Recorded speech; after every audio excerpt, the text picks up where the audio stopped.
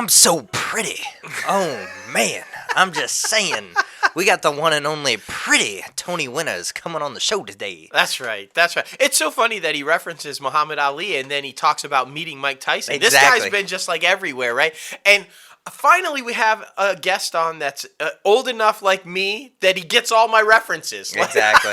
It's so good, man. It's so good. Coming on to talk about his new movie coming out, National Championships. I forget which one. But it's so good, man. It's so good. It's dealing with something that's so relevant in our time right now, and you're definitely going to enjoy this one. Oh, yeah. Oh, man. Oh, man. That's a little bit later on the show. Now, let's get a little crazy.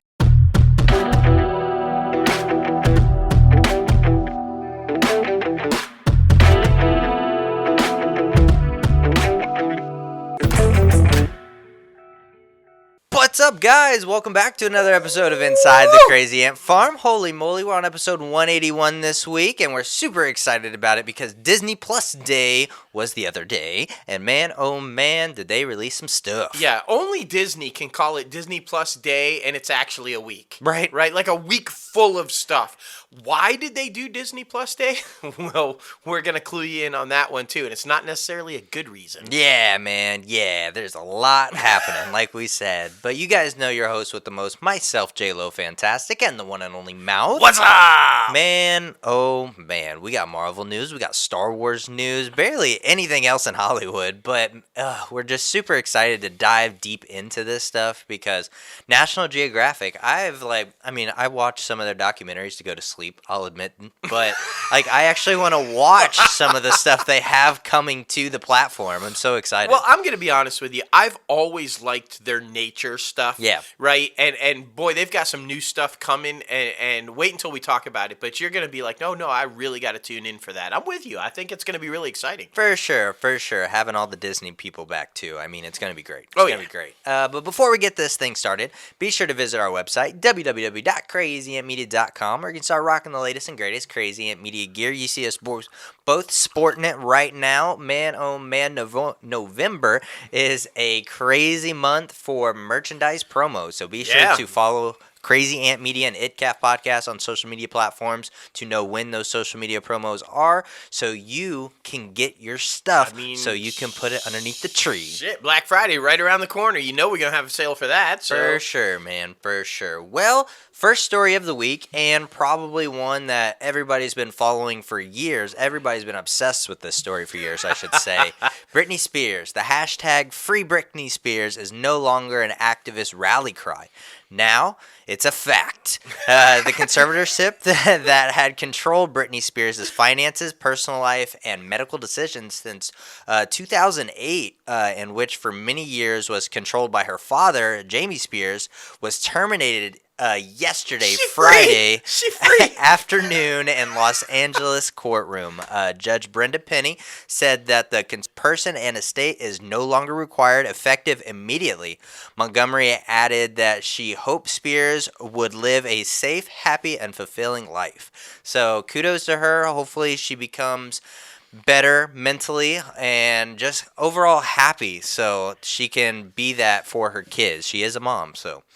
I'm just wishing her the best because I'm a little worried. Yeah. Just based on all the stuff she's been doing and posting posting lately, I'm a little worried, and maybe the conservatorship, not her family, because I do think her family just totally fucked that and was stealing her money and just going all. But maybe somebody should be looking out. I'm just saying. I don't know. We'll see. But she's free. And it's the right thing to do. I think the judge made the right decision. I just hope she can be okay. Exactly, man. All right. So now jump into the Mouse House, the ruler of all of Hollywood, as we know, until it's dethroned, which I don't think will ever happen. But they had a huge week with the Disney Plus Day, which was a week. Yeah. But it was not all good news, guys. The turbulent ride of Bob Chapek continues. No shit. Disney missed Wall Street forecasts in its fourth quarter. Disney's total revenue in the quarter ending October 2nd came in at $18.5 billion. Now, while that was up 26% compared with a year ago, obviously because of COVID, right? It was below analyst expectations with an adjusted earnings of only 37 cents per share, missing by 12 cents. Oh, but I mean, streaming increasingly the center of the strategic focus of the company. Everybody knows that. Proved a letdown in the quarter. Disney Plus missed Wall Street expectations of 1 million added subscribers, only adding an additional 2.1 million subscribers in the previous quarter. The slowest period of the growth since the streaming service launched about 2 years ago. As a result, Disney stock shares dipped as low as 9%. In total, Disney Plus has 118.1 million subscribers and hopes to hit the big 230 million / 260 million by 2024. I definitely think it's in the realm of things, but I also thought this article was funny because, like, oh, they only brought in like 1 million point whatever subscribers when, like, over the past 2 years, they've been overperforming. Yeah. So I feel like this is okay. Yeah, I mean, I feel like that expectation by Wall Street was a little unrealistic. Yeah. 10 million subscribers. Of course, it looks bad when you miss that by 8 million. Right. But, I mean, still, they're at 118 million. They're just, like, right around the corner from Netflix. And Netflix took over a decade to get that many. Yeah. You know what Disney Day Plus is? They're celebrating 2-year anniversary, guys. They've got that many Just in 2 2 years. Like, So the big question is, right, you were supposed to get 10 million, you only got 2.1 million, everybody's, oh my gosh, streamer, is it in trouble? Well, how do you combat the streaming slowdown, right? By having Disney Plus Day, of course, which is what they did. The week-long series of promotions, events, and content premieres is obviously in full swing. It actually ends tomorrow on Sunday. It's ultimately aimed at driving up paying subscribers. One of the deals they offering this week, which I thought was really cool, new and eligible returning Disney Plus subscribers, say you wanted to watch Mandalorian and then you dumped it, you might be eligible as a return, right? You can get 1 month of the service now for $1.99. So you can sign back up if you're new and try it out, or you can come back and get it for $1.99. That's available in the U.S. and select other countries, but not everywhere. Now, after the first month, it will go back up to its regular price. But, guys, that's only $7.99. Yeah. And if you fucking bundle it with Hulu and ESPN Plus, it's only like $13 for all three, guys. You got to jump on that shit. The Mouse House launched a new hub at DisneyPlus.com/DisneyPlusDay, where those who qualify for the offer can sign up and find info on other Disney Plus Day events and promotions. I mean, it's very freaking exciting, man. And as part of the Disney Plus Day celebration, yesterday the company debuted a ton of first look, exclusive footage, and new trailers. In all, more than 25 new pieces of content from Disney, Pixar, Marvel, Star Wars, and Nat Geo, National Geographic, were revealed, including exclusive special looks from Marvel Studios, Pixar Animation Studios, like Spider-Man Freshman Year. Ooh, just Marvel alone, you're going to have to get a sandwich. I mean, I'm just telling you. And that's what we're going to start with, the old crown jewel in the crown, the prize jewel in the crown, Marvel. So, Marvel Cinematic Universe fans, get this. This is really exciting. You can now see even more of the Avengers assembling on Disney Plus. Why? Because Disney Plus subscribers are now able to stream 13 Marvel movies in IMAX's expanded aspect ratio, Damn. which actually offers up to 20 more screen picture compared to the conventional widescreen. Now, Disney Plus is the first major streaming service to provide IMAX enhanced features for at-home viewing. The 13 titles available in the IMAX enhanced format include Shang-Chi and the Legend of the Ten Rings. The others are Iron Man, Guardians of the Galaxy Volume 2, Captain America Civil War, Doctor Strange, Thor Ragnarok, Black Panther, Avengers Infinity War, Ant-Man and the Wasp, Captain Marvel, Avengers Endgame, and Black Widow. Now, the launch of IMAX Enhanced on Disney Plus is timed, obviously, for this week's events of the Disney Plus Day event, marking the 2-year anniversary of the launch of the streamer. So, that's badass. If you're a Marvel fan and you get to watch it in IMAX at home, see, I mean, they're going above and beyond for their subscribers. This is why you should be subscribing. Not a paid endorsement. Not yet.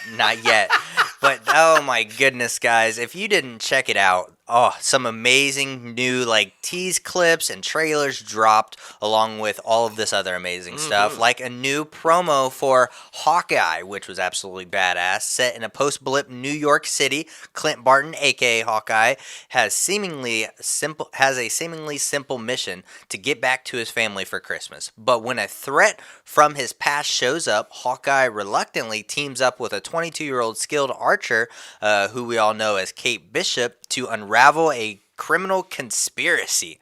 The series will premiere on November 24th, just around the corner, 2021, on Disney Plus. And man, oh man, I feel like this one is going to get you in the mood for the holidays because it's set around Christmas time. So I'm pumped. Oh my gosh. And this trailer honestly, it's Jeremy and Haley at their absolute best. Yes. Their back and forth chemistry was just amazing.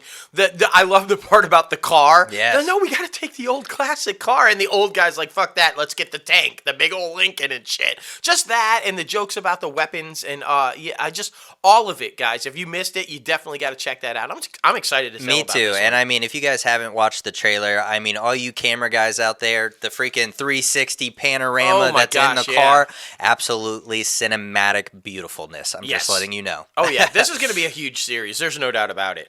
We also got a first look at Moon Knight, the new globe-trotting action-adventure series starring, as we've told you, Oscar Isaac as a complex vigilante who suffers from dissociative identity disorder. The multiple identities who live inside him find themselves thrust into a deadly war of the gods against the backdrop of modern and ancient Egypt. Now, Moon Knight is directed by executive producer Mohammed Diab. Jeremy Slater is the head writer.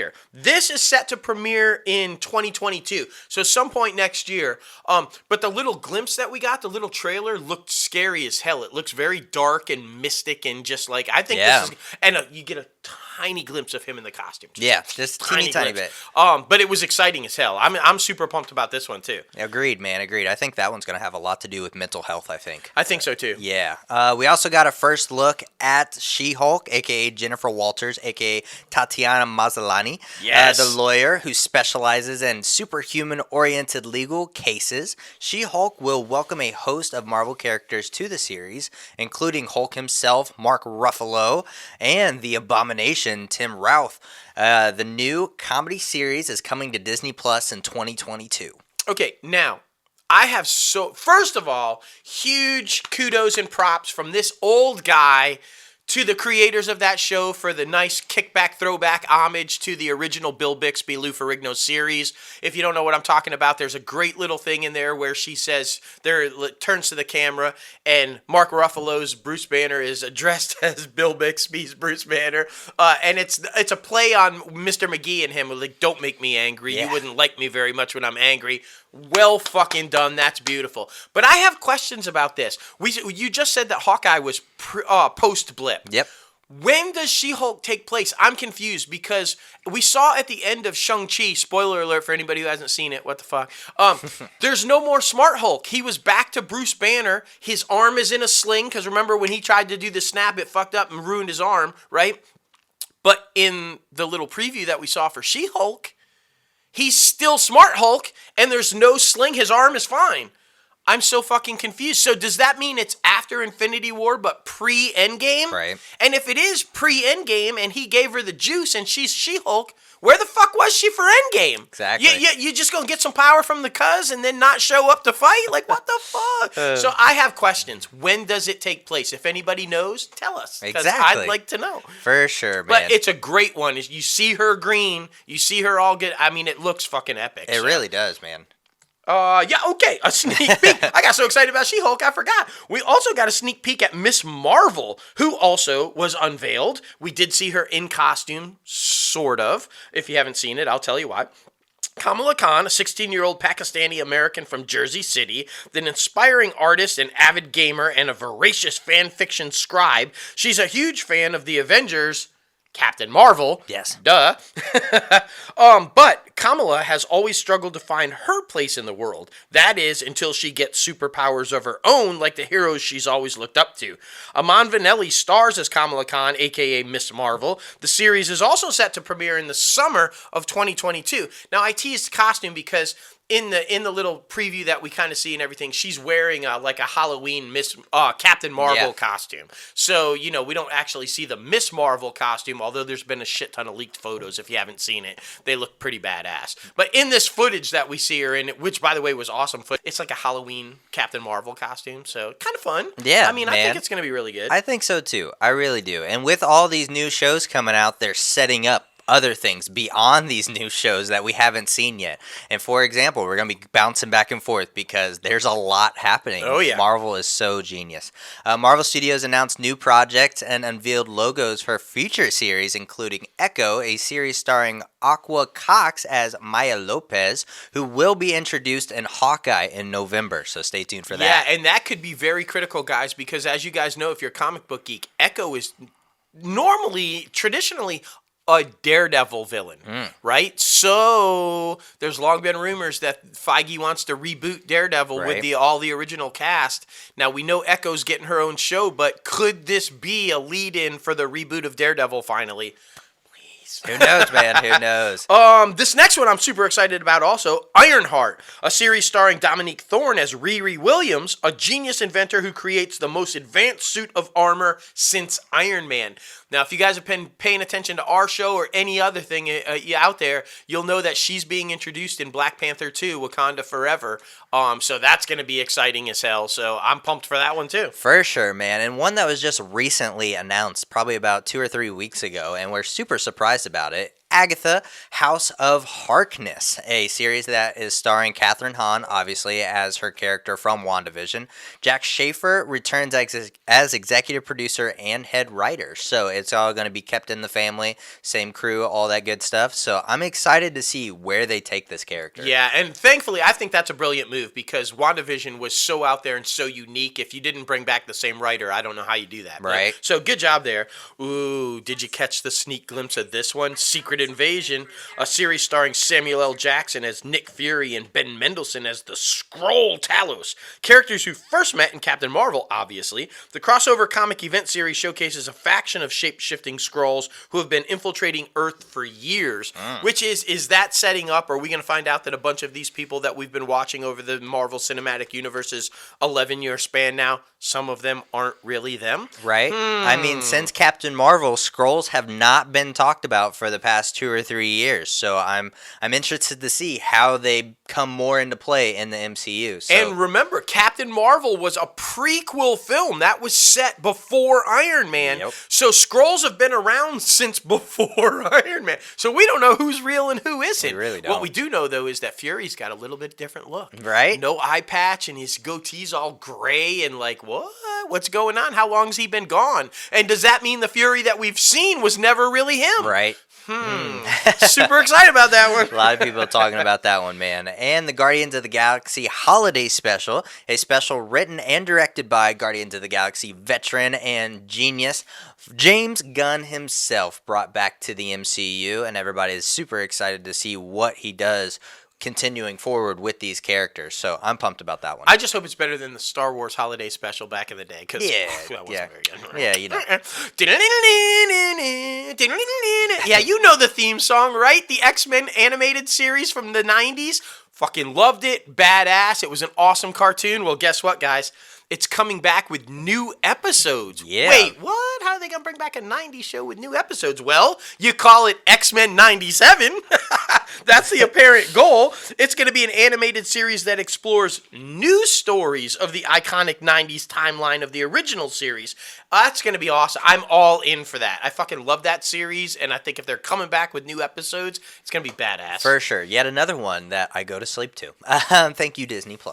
What If is also coming back for a second season. It's a fan favorite for some fans, animated series. After enlisting the Guardians of the Galaxy, a multi-universe to stop Infinity Ultron. The Watcher returns to meet new heroes and explore more strange new worlds in the MCU, ever-expanding multiverse. So, I mean, there's so much happening in this show, guys. So, there it is. Yeah, I mean, I'm kind of excited about this just to kind of see what it develops outside of the what if kind of man in the MCU, with a journey unlike we've ever seen in a style that celebrates the character's early comic book roots. Now, this is interesting, guys, because remember, the first time that we see Spider-Man in the MCU is in Civil War, and it reveals there that he's a sophomore in high school, right? Yep. So this is pre him meeting, Iron Man and joining the MCU and all that. It's just him in his freshman year. So that's going to be really exciting.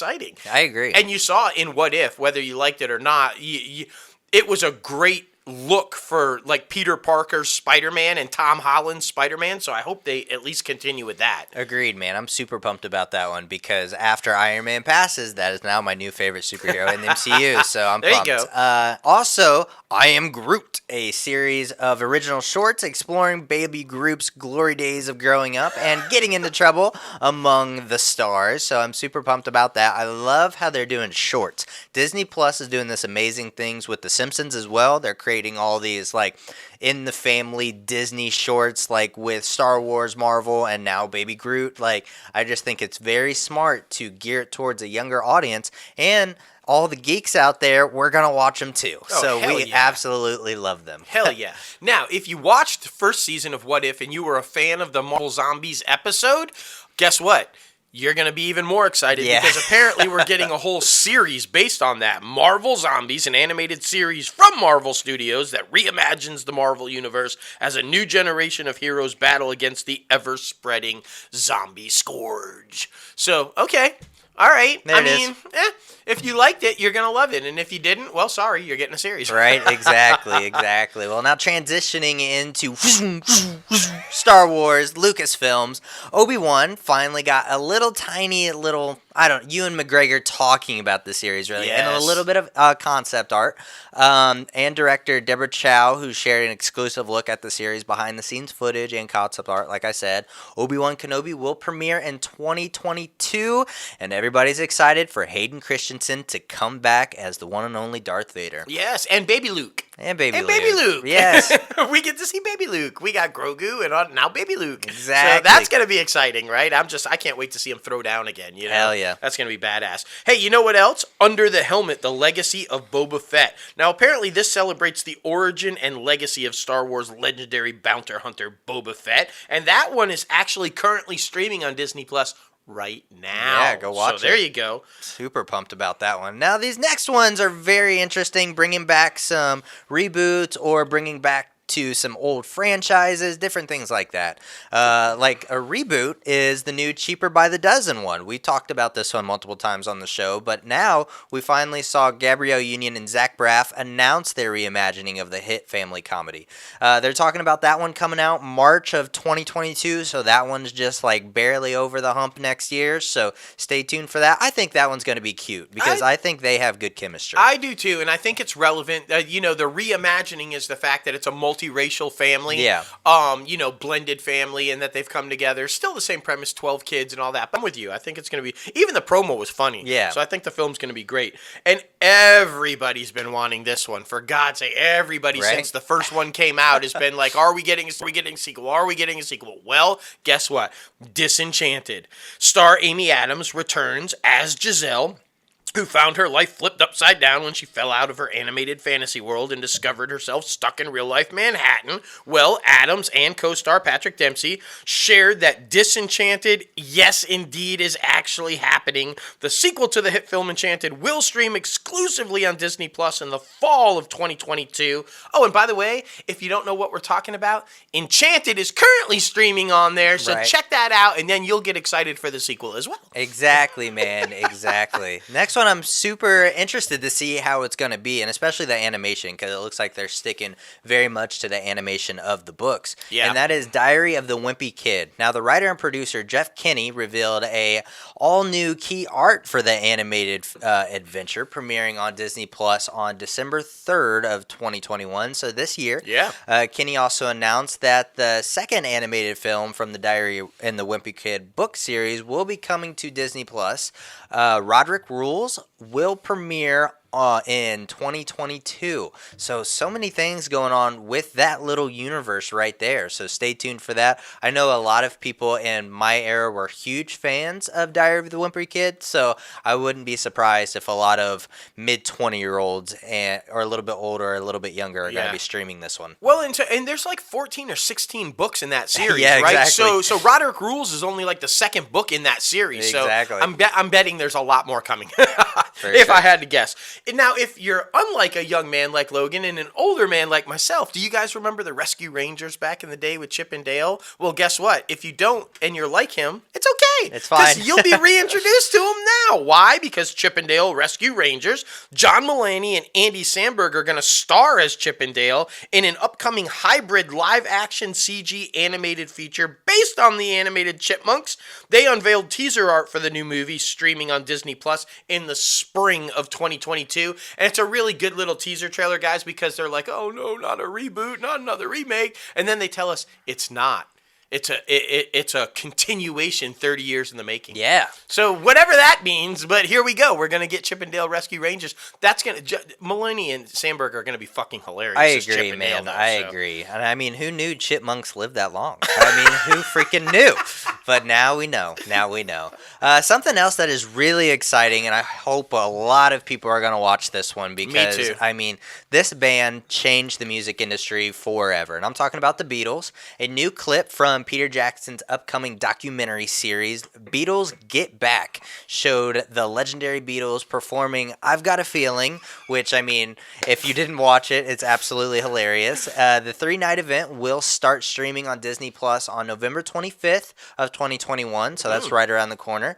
The Beatles Get Back takes audience back in time to the band's January 1969 recording session, which became a pivotal moment in the music history dynasty.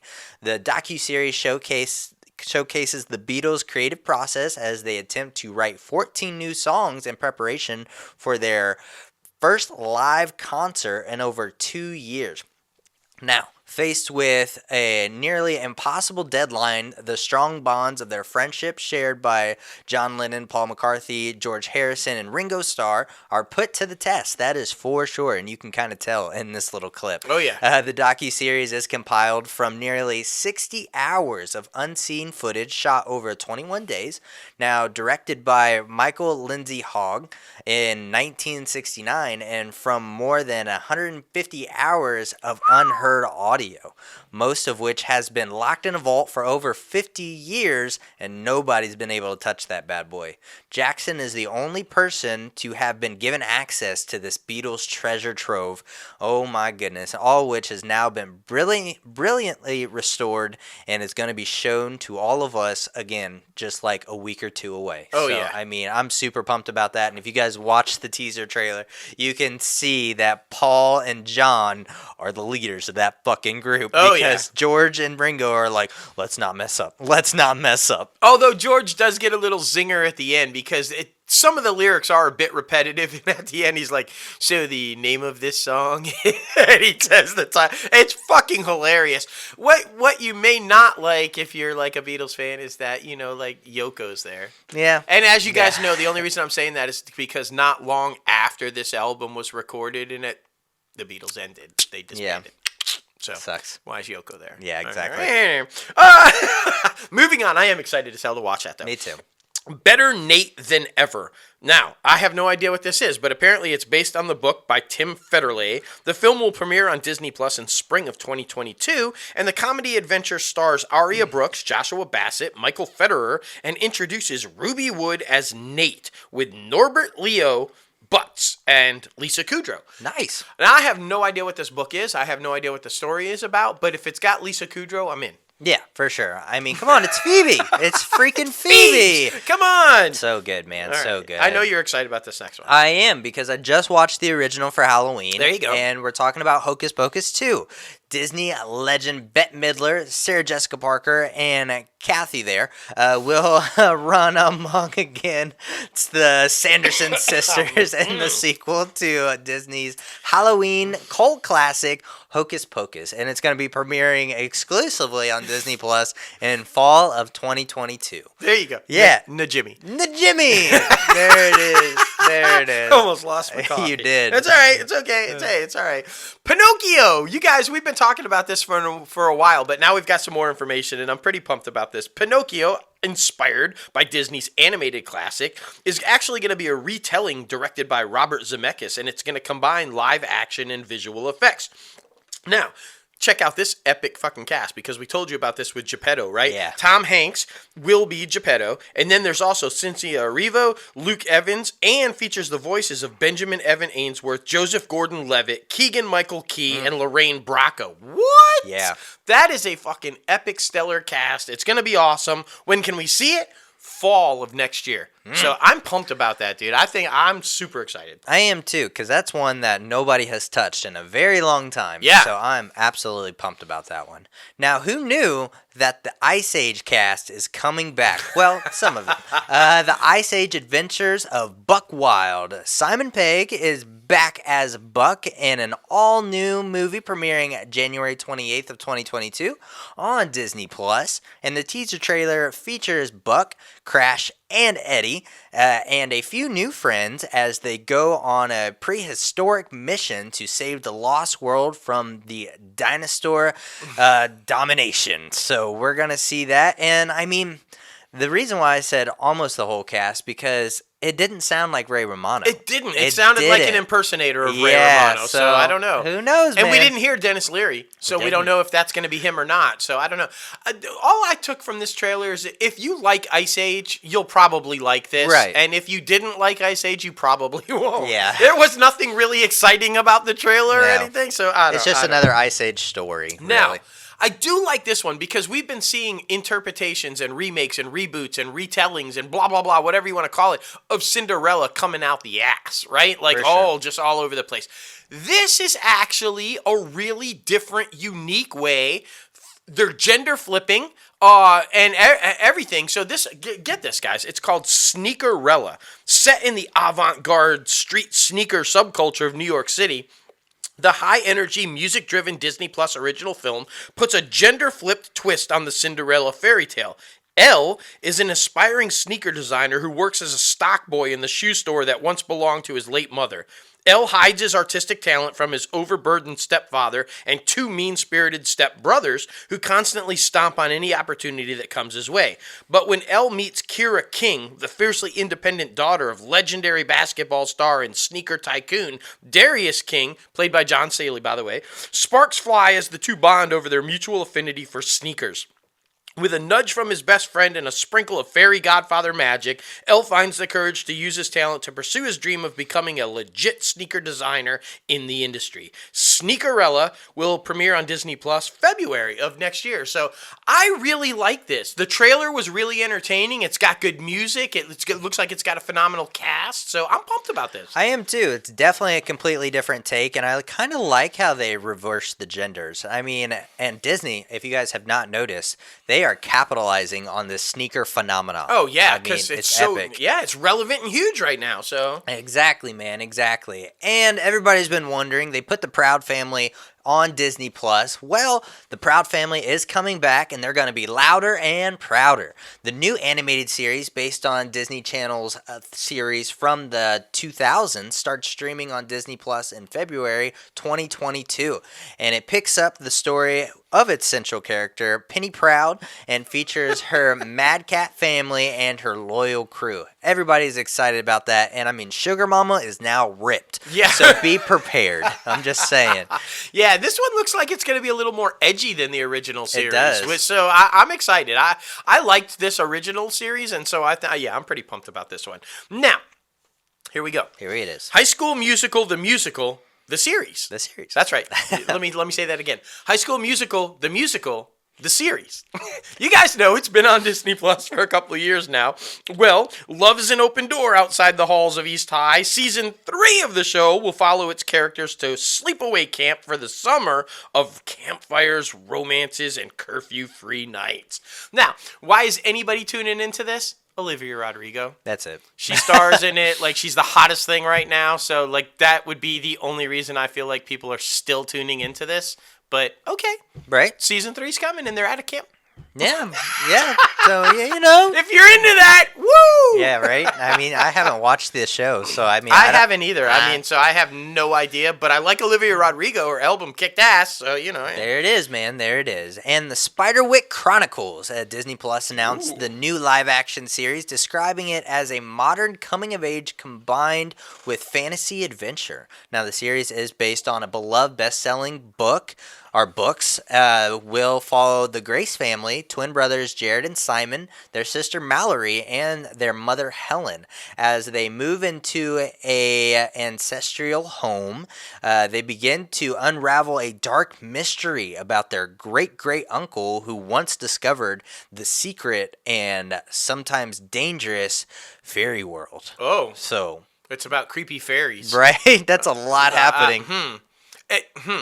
Okay. Right? All right. Creepy fairies. Yeah. On Disney Plus. Yeah. Sounds about right. This next one I'm super excited about because I was a huge... It's no creepy fairies. Tinkerbell gone wild. Yeah, like that pixie dust, man. That's what happens when you snort the pixie dust. You can't do that. Oh, my God. Oh, back to... I was a huge fan of Hero 6. Did you guys watch that movie? It was so fucking badass. By the way, a Marvel property. A lot of people don't know, but if you watch that movie again, look for the pic of Stan Lee in there, and you'll see the reference. You'll see. It's a great movie, but my favorite character in that movie, obviously, was Baymax. Well, guess what? We've been talking about this for a little bit. He's getting his own series. Yes. I'm so fucking excited about this. A new trailer for the Disney Plus series was dropped by creator Don Hall. This is going to be amazing. So the first ever animated series will take place in the fantastical city of San Francisco and will premiere exclusively on Disney Plus in the summer of 2022. And the trailer is adorable. It's Baymax at his best. He's just trying to be the most caring and loving and tender caregiver ever. Yeah. Sometimes that's a little annoying. You know. But, I mean, I loved every bit of the trailer, and I think the series is going to be fantastic. I think so, too, man. I think it's going to be really good, especially geared towards the younger audience. I think it's going to be a hit. Oh, yeah. Now, Zootopia Plus. We saw the new art that takes us back to the fast-paced panel metropolis of Zootopia. Now, Zootopia Plus is a short-form series that is coming to Disney Plus in 2022. So I like how they're building what Marvel created, basically. They're creating little universes out of all of these different movies, which I think is very smart, especially for the younger audience. Disney Plus, blowing up, man. Fuck you, Wall Street. Yeah, and you know, again, I think this is much like the Ice Age thing. If you're a fan of Zootopia, you're going to love this. Agreed. I mean, so, yeah. This one sounds interesting, and I'm kind of excited about this. Tiana. Apparently, Walt Disney Animation Studios announced that Stella Meggy will be the director and writer of the new long-form musical series. Tiana, coming to Disney Plus in 2023, so it's a couple years away, guys. In the series, Tiana sets off for a grand new adventure as the newly crowned Princess of Maldonia. Now, the newly crowned Princess of Maldonia. Correct me if I'm wrong, but isn't that like Anne Hathaway? Is this a continuation of that story? I don't know. Right? Wasn't Maldonia where she was like the princess, you know? I think. I mean, totally call me out if I'm fucking wrong. Yeah, Princess Diaries? Princess Diaries, I don't right? know. That's a great question. I think so. You consult the book, if you will, while I'm right? meandering through here. But while she's the newly crowned Princess of Maldonia, her calling to her New Orleans past isn't far behind. I love that. So, if we're going to take a character from New Orleans and make her a princess, that's fucking fantastic. Oh, yeah, I love man. that. And I mean, as we talk about this week on our freaking interview, we love New Orleans. Yes. I'm just saying. And no, it's Genovia. Oh, well, see, there you go. That's why we consult the Bible. Exactly. I have no idea then. But it sounds really cool. I'm down with anything from New Orleans. For sure, man. For sure. Now, Disney Intertwined. The first Disney Plus original series produced in Latin America. Disney's Intertwined is now available on the streaming service. In the series, Allegra is ready to change the past in order to reach her dream. Yeah, I love that. yeah, and I would not have known, honestly, by watching this trailer that it was produced in Latin America. It looked straight up like, American, but yeah, it's an interesting concept. I guess she wants to like follow in her mother's footsteps and star in this musical or whatever, but she's being told she can't, and then she finds some mystic kind of bracelet that she's allowed to time travel with, and so she goes back to kind of figure it all out and everything. So that'll be interesting. I think so too. The trailer was cool. By the way, if you're wondering what the Latin American name for it is, I'm going to give this a try. Good luck. Entrelazados. There it is. Entrelazados. Okay. All right, let's jump to what used to be the crown jewel, but not anymore. Pixar. Pete Docter, Chief Creative Officer, Pixar Animation Studios, took fans behind the scenes of Pixar Animation Studios to look at some of their upcoming projects for Disney+. Docter also announced a peek behind the curtains of Pixar in 2 new documentaries coming to Disney+ in 2022 that explore the making of both Turning Red and Lightyear. Now, if you guys saw that documentary about the making of Frozen 2, so freaking unbelievable. It was so awesome. So I'm excited as hell about these 2 documentaries, especially the Lightyear one, because I think everybody's just talking about that. There's a lot of buzz. Dad joke, there's a lot of buzz about that one. I'm honestly surprised we didn't get more about Lightyear, but I think it's because we just got that trailer. Exactly. Now, another one at Pixar, Win or Lose. Directors Michael Yates and Carrie Hobson revealed concept art for Pixar's first ever original long-form animated series coming to Disney Plus in 2023. Each 20-minute episode will highlight the perspective of a different character as the middle school co-ed softball team prepares for their national championship game. So that's very exciting. Each episode is gonna basically, you're going to be put in the shoes of a different member of the team. So I think that's really cool. Yeah, I do too. And I mean, that's a really interesting and unique concept. Oh, and Mater's coming back. Mater and Lightning McQueen, they're coming back for some sort of cars on the road. It's going to be a road trip journey through all kinds of stuff. That looked pretty interesting, so we'll see. Let's jump to National Geographic. You heard us talk at the top of the show. This one sounds really fucking cool, y'all. This one I like. Welcome to Earth. The visually stunning series will follow Will Smith. Yes, that Will Smith, on an extraordinary once-in-a-lifetime adventure around the world to explore Earth's greatest wonders and reveal its most hidden secrets. Combining breathtaking cinematography with Smith's boundless curiosity and enthusiasm, the epic 6-part series, premiering on Disney Plus on December 8th, so that's like right around the corner, I'm super pumped, is an exciting multi-sensory ride through Earth's mind-bending portals.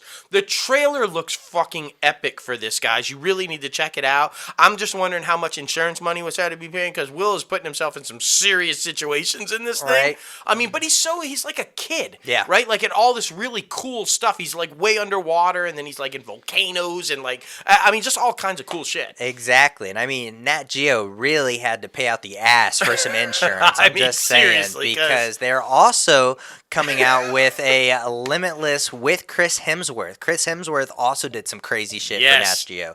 It's going to be a 6-part Disney Plus original series from National Geographic.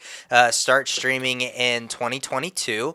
Watch Hemsworth as he trains for the 6 extraordinary challenges, showing him how to fight aging at every stage of life, and in doing so, discovers how we can all live healthier, smarter, and longer lives. Each episode will tackle a different way we can live better for longer, regenerating damage, maximizing strength, building resilience, and shocking the body, supercharging memory, and confronting mortality. Now, Hemsworth will meet with leading longevity scientists who believes that the key of staying young lies in rooting out and reversing the ravages of time before they take hold. Now, he learns secrets from people who demonstrate the mind-blowing extent of human potential. Chris Hemsworth will also come face-to-face with his own mortality, testing all new ways to extend his healthy life and challenges that stretch his physical and mental abilities, and man, oh man, he does a lot of intense shit in this trailer. Yeah, and that's what I was going to say. Watching this trailer, it looks like it is really going to dive into not just, the physique, but the importance of mental health and how critical that is to staying healthy. It seemed to play a lot in the trailer on that. So I'm super excited to actually see that and see how it's going to be. And Jesus Christ, the dude is like freaking he's ripped, man. He's just like, he's in Thor shape for sure. Right. Finally on Nat Geo, this one, if you guys have been a fan of any of the nature like type series or like Fowls, the penguins and all the kind of stuff that they do, you're going to love this one. It's called America the Beautiful, and it visits the spacious skies, the amber waves of green, and the purple mountain majesties, like the song. In the new trailer for the America the Beautiful, the 6-part series streaming on Disney Plus in 2022. So I think it's just going to take us on, a tour of America and all the beautiful, awesomeness that nature has to offer for us. And I'm excited about that one, too. Right. And we know, guys, that was a lot. So just to recap, and in case you missed it, here's what is available right now to currently watch on Disney Plus. Now, Ballad of Nessie. Ciao Alberto. Enchanted. Entre Lazados. Yes. Fancy Nancy. Feast. Frozen Forever. Get a Horse. Home Sweet Home Alone. Jungle Cruise. I'm pretty pumped about that one. The Little Match Girl. The Making of Happier Than Ever, A Love Letter to Los Angeles. That's the one with Billie Eilish. It is. I'm excited for that one. Marvel Assembled, The Making of Shang-Chi and the Legend of the Ten Rings. Yes. Marvel Studios 2021 Disney Plus Day Special, Marvel Studios Legends Hawkeye. Now that is actually the one that you can watch all the stuff that we've been talking about with Marvel. So you might want to really check that one out. Exactly. And another short form stuff with Olaf Presents. Yes. Paperman. Shang-Chi and the Legend of the Ten Rings. The Simpsons in Pulseversary. Spin. Tangled Ever After. Tick-Tock Tale. Under the Helmet, The Legacy of Boba Fett. And The World According to Jeff Goldblum. Season 2. Yes. So there you go. That all dropped yesterday. So while you're waiting for all that cool stuff we talked about, all that shit's on there to watch right now. Exactly. Now, there was some other Disney news other than Disney Plus Day throughout everything. Rogue Squadron, a new Star Wars film from Patty Jenkins, will take a few detours before it reaches theaters. The film was scheduled to begin production in 2022, but that start date is not going to happen, which could also impact the film's targeted release of December 22nd of 2023. Bummer. Now, the delay is due to scheduling conflicts with Jenkins. Rogue Squadron has been taken off of Disney's production schedule. Not a good sign. Nope. The film was set to be the first big screen outing for the franchise series since Disney and Lucasfilm wrapped up the Skywalker clan's 9-film saga with the 2019 Star Wars The Rise of Skywalker. Now, since that point, Lucasfilm has instead concentrated more heavily on building its Star Wars streaming offerings with the Disney Plus hit shows like Mandalorian and Obi-Wan coming out. And an upcoming series will see Ewan McGregor come back in an iconic leading role, like I just said, Obi-Wan. Now, the streamer will debut the Book of Boba Fett in December and has a series focused on Ahsoka and the spinoff with the character portrayed by Rosario Dawson in The Mandalorian. Now, rumor has it, and like we reported here, Hayden Christensen will also be as Darth Vader in that one as well. Yes, so that's pretty awesome. I mean, it makes sense. If you're wondering where all the movies are, they are focusing on streaming right now. So, I mean, Exactly. Now, this one is really interesting to me. I'm kind of excited about this and kind of, worried about it, right. too. Excuse me. ABC is apparently developing a single-camera comedy inspired by... wait for it, The Life of Alanis Morissette. That's right. You ought to know. I'm just saying. That's not what it's titled, but it could have been. That should have been badass. Titled Relatable, the project hails from co-creators Elizabeth Beckwith and Christopher Moynihan, with Beckwith writing the pilot. Now, Moynihan will serve as showrunner, with both also executive producing. Morissette will executive produce and also pen the original music for the show. And it's literally based on a woman that was like a world-famous rock star and then kind of is going kind of through the thing. I just want to know, is there going to be a character that's the Dave Coulier character? Because as we all know, her most famous album and probably her most famous song was like a bitch slap to Dave Coulier for what he did to her. So I'm just saying, I mean, I think that's got to be a part of it. I think so too, man. I think so too. It's going to be great. Now, Greg Tarzan Davis, probably know him from Top Gun Maverick, which has yet to hit theaters, is joining Grey's Anatomy in a recurring role. Oh. Davis will play Jordan Wright, a resident in Minnesota. He's charming, confident, and he's a young doctor who is always ready for a challenge, which makes him Dr. Marsh's, Scott Speedman's, favorite resident. Now, Jordan crosses paths with Meredith on a case that she's brought in on. Davis's character will be introduced in the December 9th episode, so stay tuned for that. I still think these are all introductions because they're going to try to keep that bad boy going. I know, right? And it makes sense because what if they just switch to Minnesota and away from Seattle and all these new characters? I mean, maybe. Jump into Fox, and here's a couple that we won't be seeing go on. Fox released its mid-season schedule, and it does not include the network's new fall 2020 scripted series dramas, The Big Leap and Our Kind of People. The Big Leap will end its freshman run with 11 episodes, while Our Kind of People's first season consists of 12 episodes. Sources indicate that both series had been designed for shorter runs, which explains the lack of back orders. However, Fox is expected to make the decision on the series' future in the spring, but linear ratings for both shows have been soft, with the dramas ranking in Fox's lowest rated series this fall. Yeah. So that decision's probably going to be an easy one. Exactly, man. Just saying. And of course, there's other things happening in the entertainment industry that are not Disney. That's right. Hopping over to the bunny.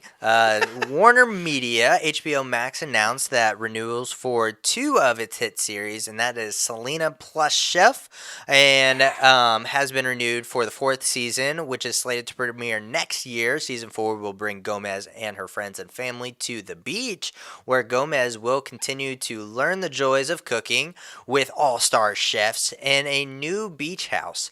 Like the first 3 seasons, each chef will highlight a different charity for each episode. To date, the series has raised over $400,000 for 26 nonprofit organizations. Man, so that's kudos awesome. to her, man. Yeah, I love that show. It's like a guilty pleasure. They got me hooked on it. It's Lil good. Cam and Logan, and it's just amazing. Hey, HBO Max's Santa Inc. is set to premiere for December 2nd with Leslie Grossman, Gabby Orsabidi, Craig Robinson, Nicholas Braun, Maria Bamford, Joel Kim Booster have all been added to the cast. Now, Santa Inc. is an adult stop-motion animated holiday series that consists of 8 episodes, all of which will be released at once, so you don't have to wait. It stars Seth Rogen as Santa, and Sarah Silverman as an intrepid elf named Candy Smalls, who is currently the number 2 executive vice president in Santa Inc., but she wants to become Santa's first female successor. Oh, very interesting. Candy Smalls. That sounds like a stripper name if I've ever heard of one. Right? Like, I don't just say it. That's so goofy. That's so goofy. My goodness. Well, heading over to the Viacom CBS, the Eye. Viacom CBS and Twitter announced a multi-year renewal of their global agreement under which the media conglomerate will continue to deliver premium digital content from its tentpole live events, shows, and franchises on the social network. Now, the partnership covers all global markets in which Twitter and Viacom CBS operate. Content under the pact will continue from Viacom CBS's portfolio of entertainment, news, and sports brands, including BET, CBS Television Network, CBS News, CBS Sports, CMT, Comedy Central, MTV, including MTV Video Music Awards, Nickelodeon, Paramount, Channel 5, Network 10, and Telefe. So, I mean, I think Twitter is probably a great place where a lot of people get their news, so kudos to them. Yeah, and they've been really successful with streaming like live CBS football games and like concerts and stuff, so good for them that they're able to keep doing that. Some bad news, though. Paramount Pictures has announced that its upcoming Transformers and Star Trek films have been delayed. Transformers Rise of the Beasts, a prequel in the sci-fi action franchise, has moved back a full year. It was originally rescheduled for June 24th, 2022. It's now going to open on the big screen on June 9th, 2023. Wow. The still untitled Star Trek movie was supposed to premiere on June 9th of 2023, but it was delayed now until December 22nd of 2023. So not too bad, but still delayed. It accommodates the shift for Transformers. Those are interesting dates for sure. Why? Because the next Transformers chapter is currently now scheduled to hit theaters on the same day as a Sony Marvel movie. Ooh. And Star Trek is opening alongside Disney's Star Wars Rogue Squadron. If it still hits that opening date, because remember, that's been delayed. So that means unless one blinks, it's going to be a battle of the stars for the Christmas holidays, Trek vs. Wars, which is always a battle anyway, so, you know. Exactly, man, exactly. Very interesting, though. Very interesting. Now, going over to Season 4 premiere of Yellowstone has hit another set of series highs, smashing its previous rating records. Its week's opener of Paramount Network's flagship series, starring Oscar winner Kevin Costner, drew a staggering 8 million total viewers and live plus same-day streaming, up to a whopping 104% from the Season 3 premiere a year ago, which drew in about 4.2 million. That makes it the most-watched cable series telecast since 2018's episode of AMC's The Walking Dead. Now, according to the Nielsen data provided by the network, the premiere has also eclipsed HBO's juggernaut Game of Thrones, which drew in 6.6 million live plus same day viewers for its Season 4 opener on the premium cable network. Now, the premiere also hit a new series high in the key adult demographic, 18 to 49, drawing a 3.26 ratio in adults, and the 1849 up 82% from the Season 3 premiere. Damn. That's huge, guys. Yeah. And the 2 million adult 49 or 18 to 49 viewers in, and 2.9 million in adults 25 to 54. We're the largest live plus same day demo viewers for an entertainment telecast on any network, broadcast or cable in 2021. Damn, y'all. So that's the coveted target age group that everybody wants. The streamers, the networks, the movie theaters, and that's the highest out of anything in 2020. That's huge. That is huge. I mean, everybody talks about Yellowstone, right? But I've got to jump on this thing, I do too. I want to jump on this thing. So it only makes sense that there's a huge buzz for the prequel series, right? Yeah. You got to find out who they all are. Well, we're going to find out. Paramount Plus also released a first look trailer for 1883 during that crazy ratings high Season 4 premiere of Yellowstone. Now, of course, it's our first look at Faith Hill, Tim McGraw, and Sam Elliott. Season 4's first 2 episodes of Yellowstone serve as a launch pad for the prequel series 1883. That's going to premiere December 19th. It follows the Dutton family as they embark on a journey west through the Great Plains towards the last bastion of untamed America. It is a stark retelling of Western expansion and an intense study of one family fleeing poverty to seek a better future in America's promised land, Montana. Yeah. Billy Bob Thornton, who will guest star in the role of Marshal Jim Courtwright, also appears in the teaser. Featured cast also includes Isabel May and LaMonica Garrett, who, as you guys know, the Anti-Monitor from the Crisis series on the Arrowverse. I'm pumped. I saw the trailer, and fucking Tim McGraw and Faith Hill look fucking badass. Yeah. I mean, I think they're going to be like getting a lot of attention for their acting skills, and I mean, Sam Elliott is Sam Elliott. Right? I mean, you know. It's like, come on now, come on. So we talked a little bit about them earlier, but the Star Trek franchise, now this one, Star Trek Prodigy, has been renewed for Season 2 at Paramount+. The renewal news comes after the show's aired only 3 episodes, including the 2-part series premiere. New episodes of the first half of Season 1 will continue to roll out weekly on Thursdays through November 18th.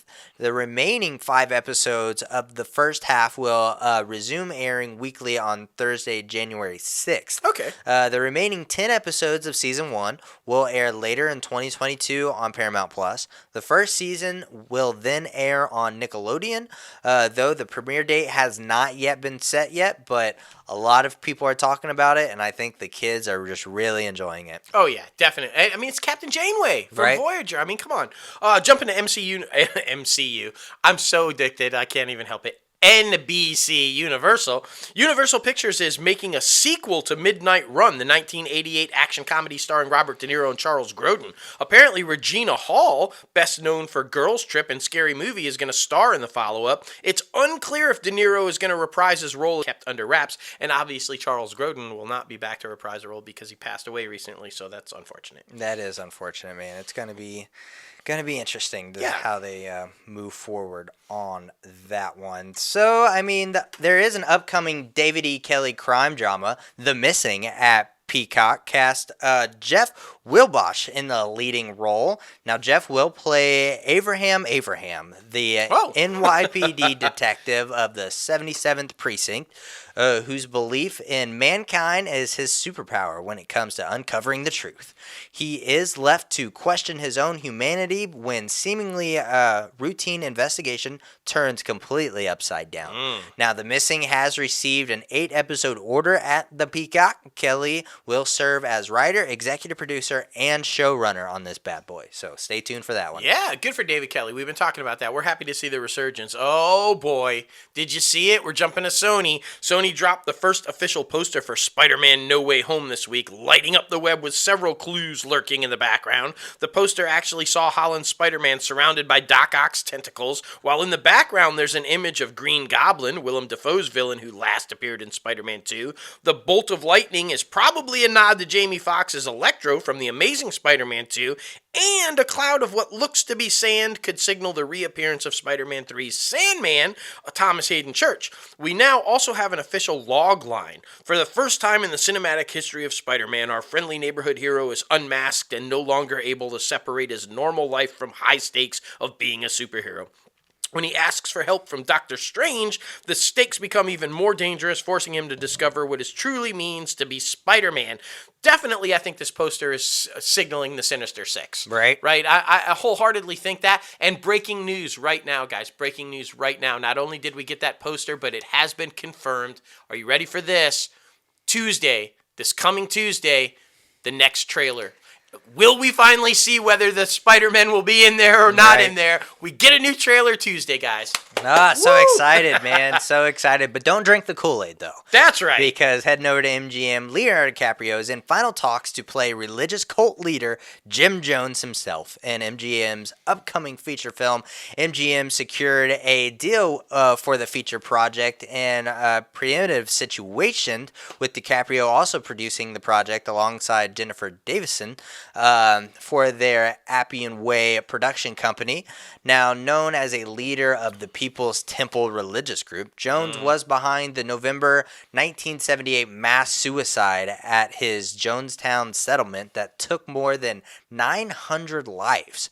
Jones and his inner circle orchestrated a massacre at the jungle commune in Guyana, which the followers directed to drink a cyanide-altered punch. So that's fucking insane. Hence the phrase, don't drink the Kool-Aid. Yeah. If somebody's trying to lie to you or get you to do something and you don't think it's right, that's where that comes from, guys. That's going to be a really good one, and I'm just going to make a prediction, Oscar-winning makeup. Because if you know Jim Jones and then you see Leonardo DiCaprio. Okay, MGM's also ramping up a speed on its remake of Roadhouse with Jake Gyllenhaal in talks to star and director Doug Liman circling the project. While a production start date has not been set, MGM higher-ups reportedly see the project as a priority for the studio. No deals have been signed with Gyllenhaal or Liman yet, though the two are in active talks. Should both Gyllenhaal and Liman sign on, the Roadhouse remake would make the first collaboration between the actor and the director. I really liked Roadhouse and Patrick Swayze, and I don't know if you should touch this one. Yeah. I just, and Gyllenhaal's, I'm probably sure he's feeling some heat now because, Taylor Swift's, Red album came out, and, I'm just saying, he's not a popular guy right now. Yeah, just saying. Just saying. Heading over to the streaming juggernaut, which is Netflix. The young stars of the Netflix breakout comedy, Never Have I Ever, are seeking new deals for the season 3 of the comedy. This is some crazy shit, y'all. Oh, my goodness. And I mean, the main cast are among those who are seeking pay increases ahead of the season 3 comedy, inspired by absolute years of the executive producer Mindy Kaling. Sources say that Ramakishan, who was also a Toronto newcomer, one of the actors, when she landed the lead role in July 2019, following an open casting call, is negotiating a solo deal and seeking an increase that separates her from the rest of her co-stars and on-screen classmates. Now, she earned $21,000 per episode in season 1, less than her young castmates who all came in with a little bit more experience. She was bumped up to $26,250 per episode for season 2 and given a $100,000 bonus ahead of her return last summer. Now, Barnett and Lewison, the male leads who formed the love triangle with old girl's character Devi, were on the same salary tier for seasons 1 and 2, earning like $25,000 and then that $26,250 per episode respectively. Neither were given a bonus, by the way, just her. As of now, none of the cast members have reached new deals as negotiations have been going back and forth for the past 2 weeks now. First of all, you're a newcomer. Hold on. Yeah, calm down. Second of all, you're a teenager making $26,000 an episode. An episode. What the fuck? You're getting bunked. I mean, $26,000. This is where greed goes to your head. This is where surrounding yourself with the wrong team goes wrong. Yeah. Because and who are you to separate? You know why Friends were so successful? Why Seinfeld was so successful? Because they negotiated together. Yeah. Come on, this is bad all the way around. I think this is just an ugly story. You are 16 years old. You're making 26. Most adults don't make 26,000 a year. Exactly. So just stop being greedy. Finishing it off. Boy, I got a little angry right there. I'm sorry. Finishing it off with Apple, and this is interesting. It's a recasting announcement. Jennifer Garner is now set to headline the upcoming Apple drama series, The Last Thing He Told Me. Garner takes over the role from Julia Roberts, who reportedly pulled out due to a scheduling issue. Now, The Last Thing He Told Me follows a woman who forms an unexpected relationship with her 16-year-old stepdaughter while searching for the truth about why her husband has mysteriously disappeared. I am loving the resurgence of Jennifer Garner. Same. I am just loving it, and I could not be more happy for her. And side note, Reese Witherspoon's Hello Sunshine is behind this one. So. Right? I mean, super freaking exciting, man. Super exciting. All right, now it is time for the one, the only Tony Winters to come on the show. Man, oh man, this guy is like fine wine, so pretty, and the best looking Mercedes-Benz that we've ever seen. Have no idea what any of that means? You gotta listen to the interview to find out. And trust me, if you're an up-and-comer, want to know how to get it done and find your niche, this is the interview to listen to, guys. It's a good one. Agreed. Well, here he is. Tony Winters, welcome inside the Crazy Ant Farm, man. How are you? I am well, and why is this an ant farm? Well, the name of the production company, because we're also a film production company. We do film and television projects. Also, just finished our first film, actually directing our first film. So, Congratulations. It's called Crazy Ant Media. So we just figured the Ant Farm would be a nice extension of that inside the Crazy Ant Farm. So hence the name for the podcast. But yeah, man. So, and it fit us because we're a little crazy. We like to have some fun and tear things up. So, Well, that's cool, man. I could tell from the pre-interview there that you guys are a little... Okay. But all in a good way, we promise. Yeah. We are excited to talk to you, man. Doing our research on you and everything, one thing that popped out onto me was you were on my show, man, like Hunter with Fred Dreyer. I was like, what? I was like, because I'm old enough to remember that show with him and Stephanie Kramer, and I was like, yeah. So that's exciting. I was just like, this guy's cool already. Man, that was my first recurring role on a primetime series. Yeah. It was a pretty big deal for me. I bet. Yeah. Stephanie Kramer had left the show by the time I came aboard. Well, that's okay. So, I mean, Yeah, I worked with Darlene Flugel. Okay.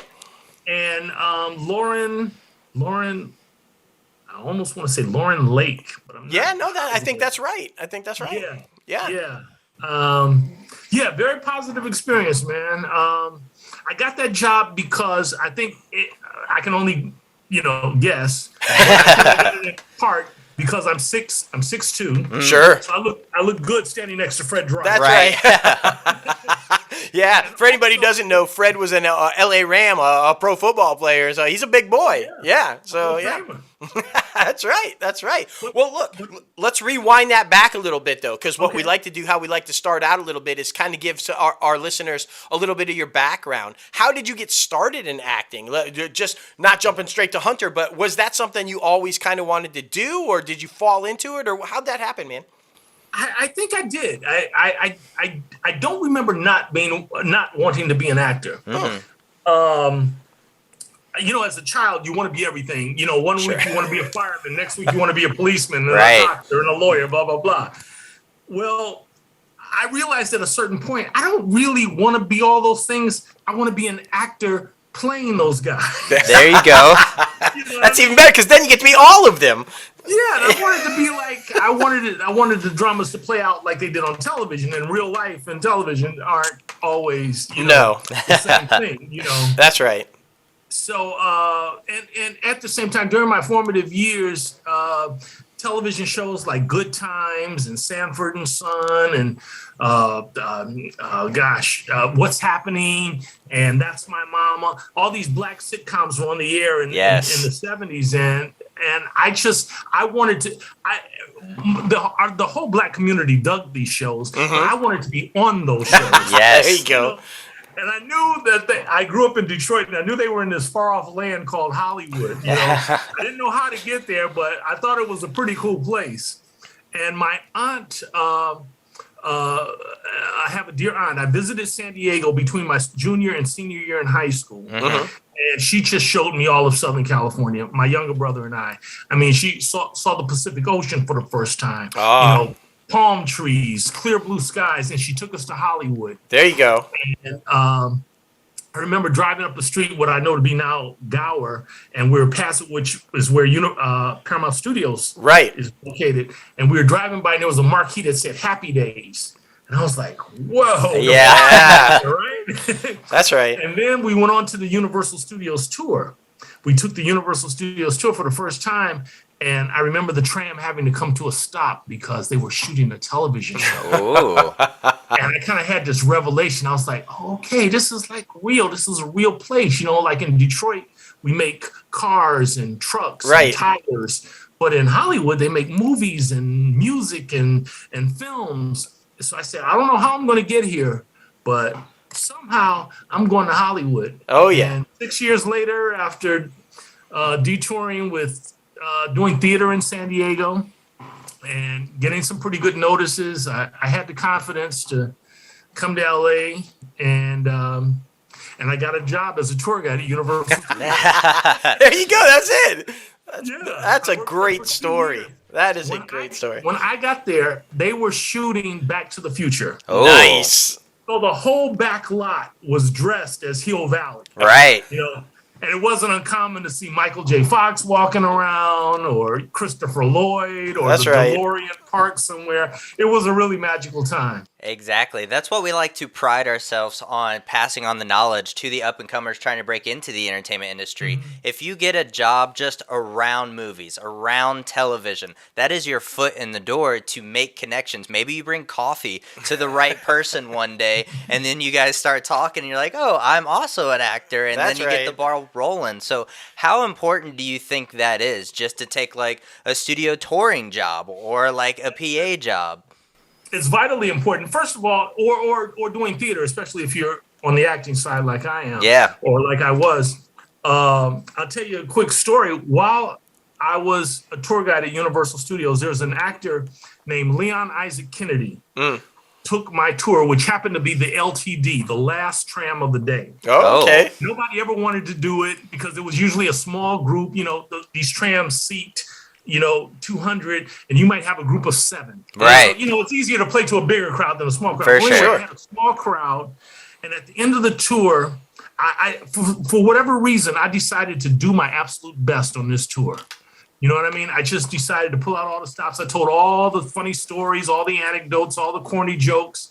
And at the end of the tour, the guy walks up to me and he says, man, I just want to tell you, you did a really great job. And these men that I'm entertaining were really entertained. And I looked at him and I said, hey, wait a second, man, you're Leon Isaac Kennedy. I said, what have you been up to? And he says, well, I'm co-producing Penitentiary 3 right now. I said, oh, and ignorance being bliss, I didn't know I wasn't supposed to ask this. Right. I said, well, since you're a producer, maybe you can help me out. I'm an actor. I'm trying to get my SAG card. And he said, okay. Oh, wow. See? Oh. He wrote down his home phone number and told me to call him. In 3 months, I called him 3 months today. He brought me in. I met the director. They gave me 3 lines as a reporter in the movie, which I'm cut out of the finished version, but I got my Taft-Hartley and got my SAG card. You got it. I never looked back. Oh, man. See, 2 huge things out of that, right? 1, always treat people the right way. Always put your best self forward no matter what you do and try to make the best of the situation. Like you said, it's the last train. Who cares? I'm going to put this on. I'm going to do a good job. Because the second part of that is you never know who's there or who you're talking to or who somebody might be, right? And so you always got to have that best foot forward. And that's a fantastic story and like great advice for everybody listening. Like, this is how you do it, guys, and sometimes ignorance does work. You're like, oh, I'm not supposed to say that. Oops. But oh, well. Sometimes luck is involved too. That's right. And speaking of, you said it's usually a small crowd on that train and everything, and you people like to play to the big crowd. So let's talk about that theater, right? Because you said you started in theater, so you're used to playing to the stage, the big crowd. That you have to get loud out there, right? What was the transition like for you going from theater to in front of a camera on a movie set or on a television show? Because it's a bit of a difference, right? Yes, very different. You're not playing to the 50th row. That's right. You're not projecting and you're not making grand gestures. That's right. Trying to, communicate your emotions to, like I said, the people in the 50th row. It was pretty smooth for me because I, after doing a string of plays and theater and studying, in San Diego, when I got to LA and I was working at Universal, I used as a tour guide, you were given permission to visit filming sets. So I would just go and watch, I go to tapings of The Facts of Life, right? Different Strokes or the Jeffersons, all which shot on Universal a lot at that time. Where I go watch, Ernest Borgnine and Jan Michael Vincent and Airwolf. Yeah. It was, or the Hoff. Right, that's right. Hoff do Knight Rider, but not great acting, but it was a chance to see how it was done. Right. And then a friend of mine suggested that I mail to the soap operas. Yeah. And at that time, all the networks had like 3 or 4 soap operas. That's right. Going, and each network here in Los Angeles had at least 3 or 4. Mm-hmm. Right. So I started mailing to them every couple of months, and they started calling. And to work on a daytime soap is a lot like theater. I mean, you get there in the morning, or you get your script a couple of weeks in advance. You get there in the morning, and you dry block. You just kind of run it with the other actors. Then you camera block. Mm-hmm. And then you come back after lunch and you dress rehearsal and then you tape. So all that rehearsal was kind of good. I'd only have 3 or 4 lines as a cop, sure, something like that. But it was a nice transition. And really cool thing about daytime soaps is that there's no rerun. Right. If you stink, it's there and gone. It's there and gone. Real quick. Rerun to haunt you. That's right. So it was a very smooth transition for me, and then slowly and gradually, I started getting work in episodic TV, which is really kind of my wheelhouse. Right. And it is to this day. There you go. Because, I mean, I was thinking about it. Most recently, a lot of these legendary soap opera shows are, like, getting canceled, going off the air. I feel like the only one left is Young and the Restless. So what do you think about that? Do you think it's going to be, like, everything comes back around? Or do you think, like, soap operas are about to be dead and gone? Good question. I would have to say everything is cyclical. Yeah. Logan, remember there was the game show was dying. That's right. Yeah. And now the game show has rebounded. I mean, during the summer months, networks only have game shows. That's right. Exactly. That's right. You know what I mean? So I think the genre will rebound in a couple of years. It'll come back around. Some network chief will say, well, why don't we launch a soap in the middle of the afternoon? For sure. And I think it will come back because people And a lot of people work from home now. That's right. Maybe they want to watch take an hour out and watch The Young and the Restless or The Bold and the Beautiful. That's right. That's right. Hey, Days of Our Lives in General Hospital. Exactly. All this stuff. Yep. Yeah. Well, and another thing that I really like that you mentioned right there in that whole context is your wheelhouse, right? Because I think in this industry, it's really important to be able to figure that out, right? That you know your place, know your avenue, and if that's where you're at and that's where you're good at, go for it, right? Because especially if you want to be a working actor, because I feel like a lot of people just set like I'm only going to do film. Right. And I'm like, well, then you're going to be hungry for a while because, you might not get that or whatever. But when you're lucky enough to find your wheelhouse and know this is my niche, this is what I'm good at, I can make a serious living doing this and be able to do what I do. How important is that for the up and comers to be able to realize that? Oh man, that's vitally important. In fact, when you meet with your representation, early on in your career, they ask you, they want to know how you see yourself, where are you going, where would you, what are your aspirations for your career, and if you think you're Denzel Washington and you're actually Kevin Hart, right? They're going to sense that and realize that this guy isn't, or this woman, isn't. We're not on the same page here. Right. I don't know how I can represent this person. So it's important to understand your instrument and where your strengths are. Like during the early 90s, when black sitcoms like the Wayans brothers, Martin, and, Fresh Prince of Bel-Air, I did none of those.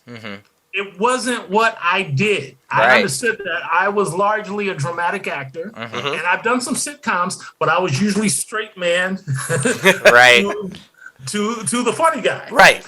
I'm not that guy, and I understood that's why they're not calling him, because people don't see me in that way. Right. I like to think I'm funny, but I'm probably funny back there in my living room, not here. That's great. I love it. And with the entertainment industry is such full of rejection and downfall, but that's also so much light at the end of the tunnel. So what do you think is the most important thing to keep your mental health on the right track? Because mental health plays a big role in today's society. So how do you try to stay positive in an industry full of rejection? Someone told me a long time ago to think of yourself as a fine automobile. Like today, I am a BMW, and think of the producers and the writers and the directors who are shopping for talent as potential car buyers. They're looking for a luxury vehicle. Today, they wanted a Mercedes Benz, not the BMW. I'm still a fine automobile. Right. They just wanted something different. That's right. What I mean? And that's the way I've always viewed it. I've never taken it personal. And I think it also has a lot to do with my background in San Diego, my theater background. When I came to LA, I had no contacts. I had no money. I had no union affiliations, as I told you in the earlier story. I really was empty-handed. But the one thing that I did have, guys, was belief in self. I had a confidence. I knew beyond anything, the one thing I could do was act. That's right. And so that confidence that I developed all those years ago still sustains me to this day. Yeah. When I don't get a job, it's never because I sucked. There you go. It's always because someone was better for the role than me. It's not personal. To not take it personal, Logan, I think is the way to go. Very interesting. Also, to have a life outside of acting. There you go. Get married, have kids, garden, do yoga. Right. Whatever, find other interests, because the field of acting is a cruel mistress. Yeah. Yes, indeed. She will walk out of that door on you. So true. So at true. the drop of a hat, and may not come back for a year. That's right. That's right. Yep. 6 months.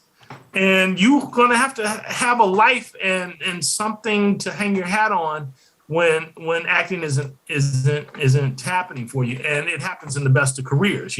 There are times when Tom Cruise might not do a film for a year. Right. That's right. Or Tony Winters might not work for a year. It's different because he has millions of dollars. Right.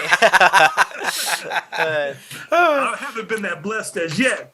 But yeah, I think it's important to have a life outside of the business. Mm-hmm. Very interesting. Yeah. And I mean, starting out, because you also do multiple different avenues in the entertainment industry. You don't just act, writer, producer, director, all the good things. Was that something that has always been on your radar, or is that something that you just kind of figured out that you liked and then got more into it further on in your career? I think I started writing and producing when I became kind of bored with my career. The roles I was getting offered were the same types of characters over and over again, just in different clothes and different settings. Right. And at that time, I started kind of falling in love with independent film. Yeah. You know, and romantic comedies. In particular, I went to see a film called My Best Friend's Wedding with Julia Roberts. Yes. And I thought to myself, man, I want to be a romantic lead. I want to be in something like this. But all the black producers at the time were trying to remake Boys in the Hood. Right, You know, right. They were doing Dead Presidents and those types of films, and it just didn't fit what I was about or my life experience. So I had an experience. I took a young lady home with me to Detroit to make an ex-girlfriend jealous. Oh boy. And along the way, the girl that I brought with me just cut up. She acted a fool. She was making outrageous demands, insulting members of my family. Oh my goodness. Put her on a plane and sent her back to LA. Right. And I said, man, you have just lived a romantic comedy. That's right. So I took that experience almost scene for scene, which really happened to us, and I just wrote it. And I raised about $50,000, not much money, and kind of shot it in a piecemeal fashion because I never had all the money at one time. Sure, so right. We shot over the course of a year, and we premiered at the Pan African Film Festival. Nice. And we won the Audience Favorite Award. Oh, yeah, there you go. Okay. I love that. Yeah. And that's one of the great things about filmmaking and this craft and this industry, right? The ingenuity, the find a way, the creative, ways that people come together and do things out of necessity, or like you said, I didn't have it all at once, so I had to shoot it here and I had to shoot it there, and yet look, the product that you deliver, fan favorite, right? It doesn't matter how you get there as long as you get there, right? Dustin, and it is streaming on Prime Video to this day, and it's free. So Fantastic. Gonna watch it after this interview. Well, there you go. All right, so now we got to talk about the biggie, though. Of course, everybody probably knows you from Queen Sugar, right? Like that's I'm pretty sure like everybody's going, no, come on, talk about that.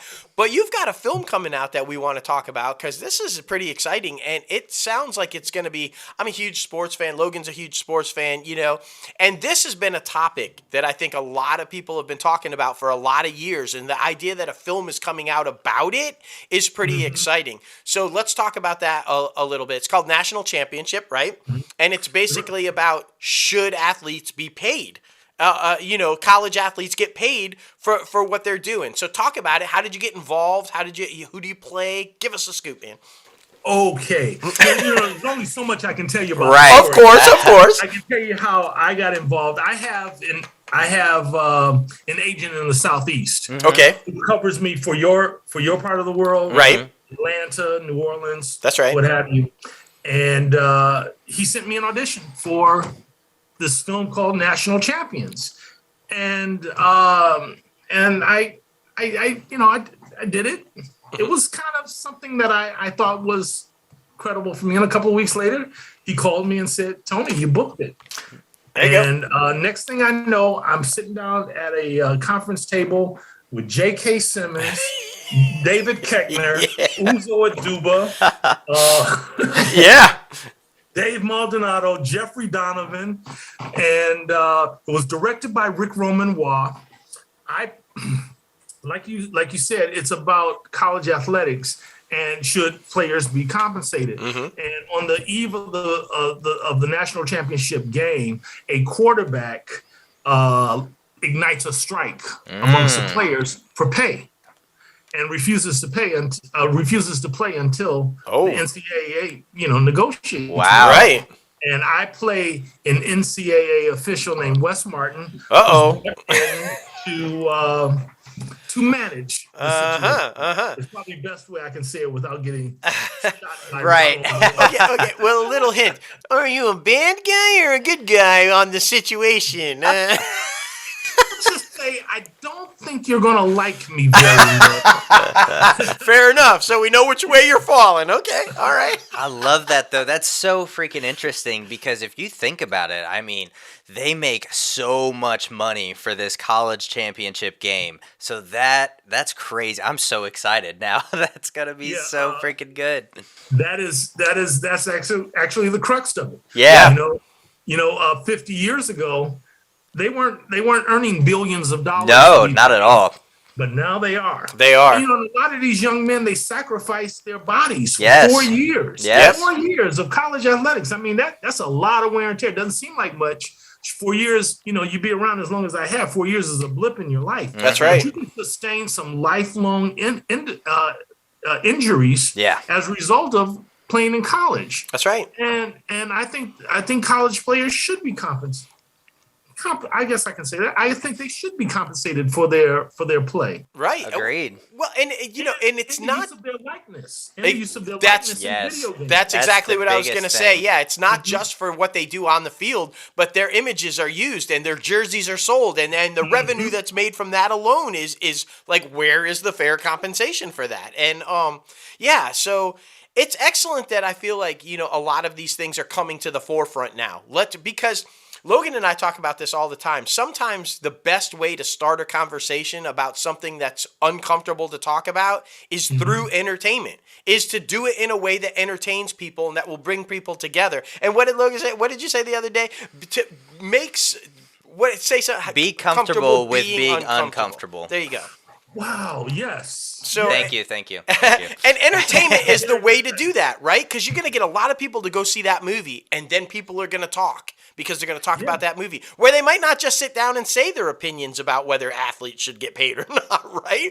But and I think a lot of people haven't really had a chance to think about it. I mean, That's we're all right. very,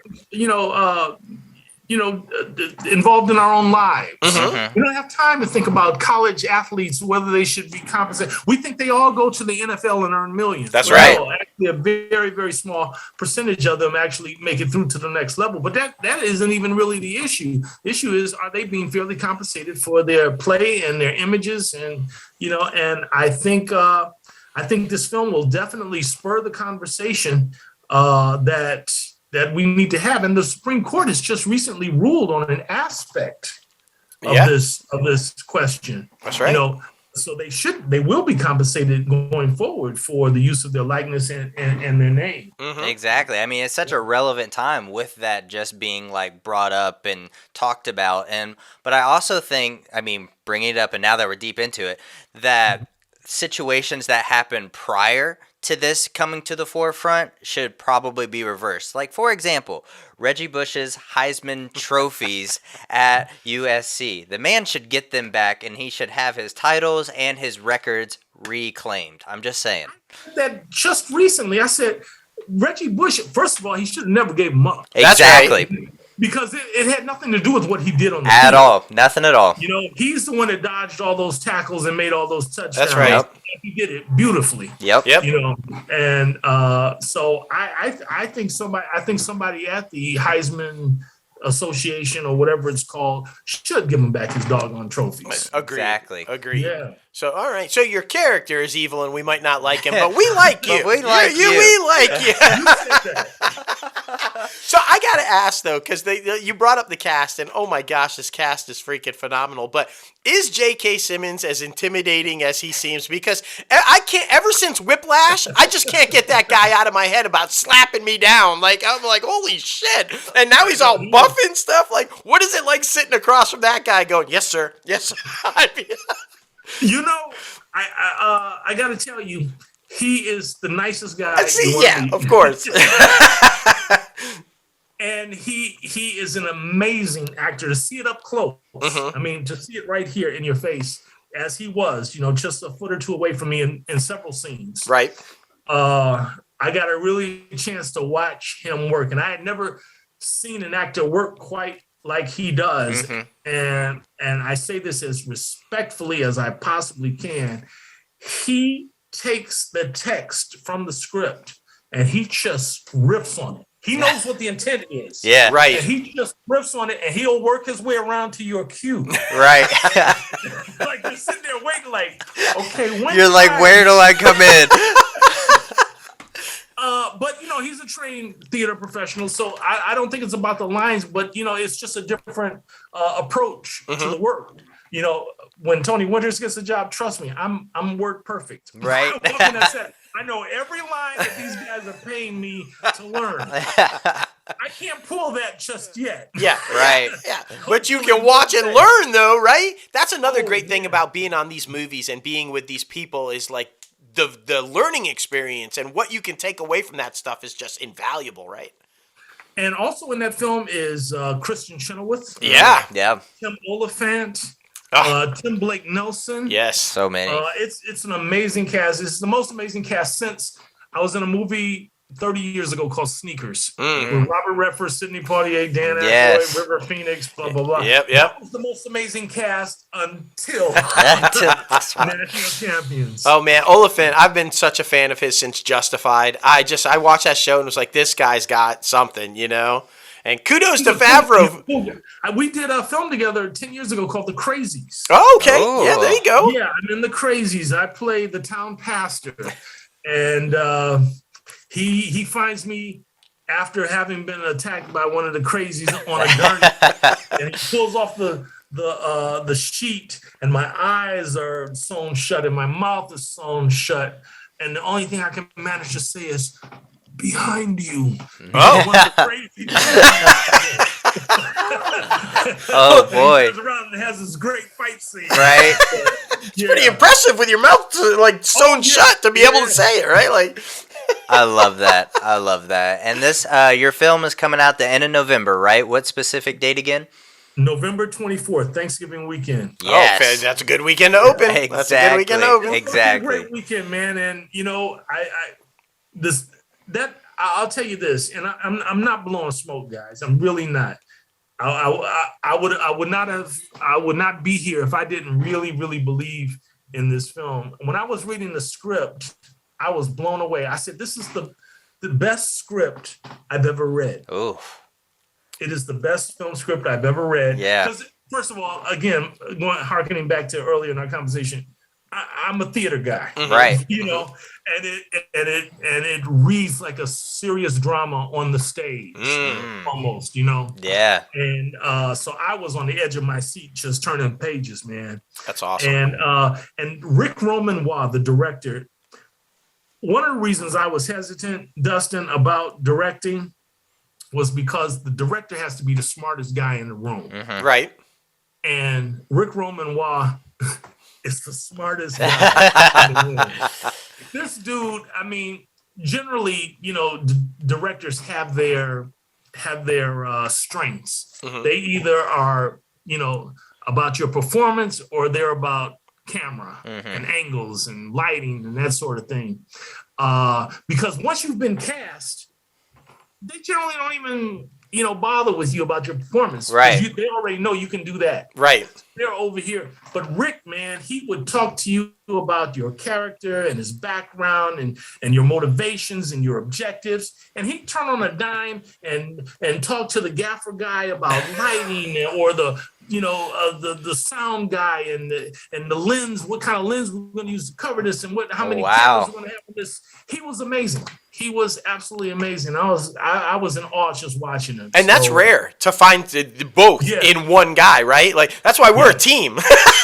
Yes. very much talent, performance, very much camera, lighting, angles, and we work really well. So to find one that's got both in one, it's like, good for him, man.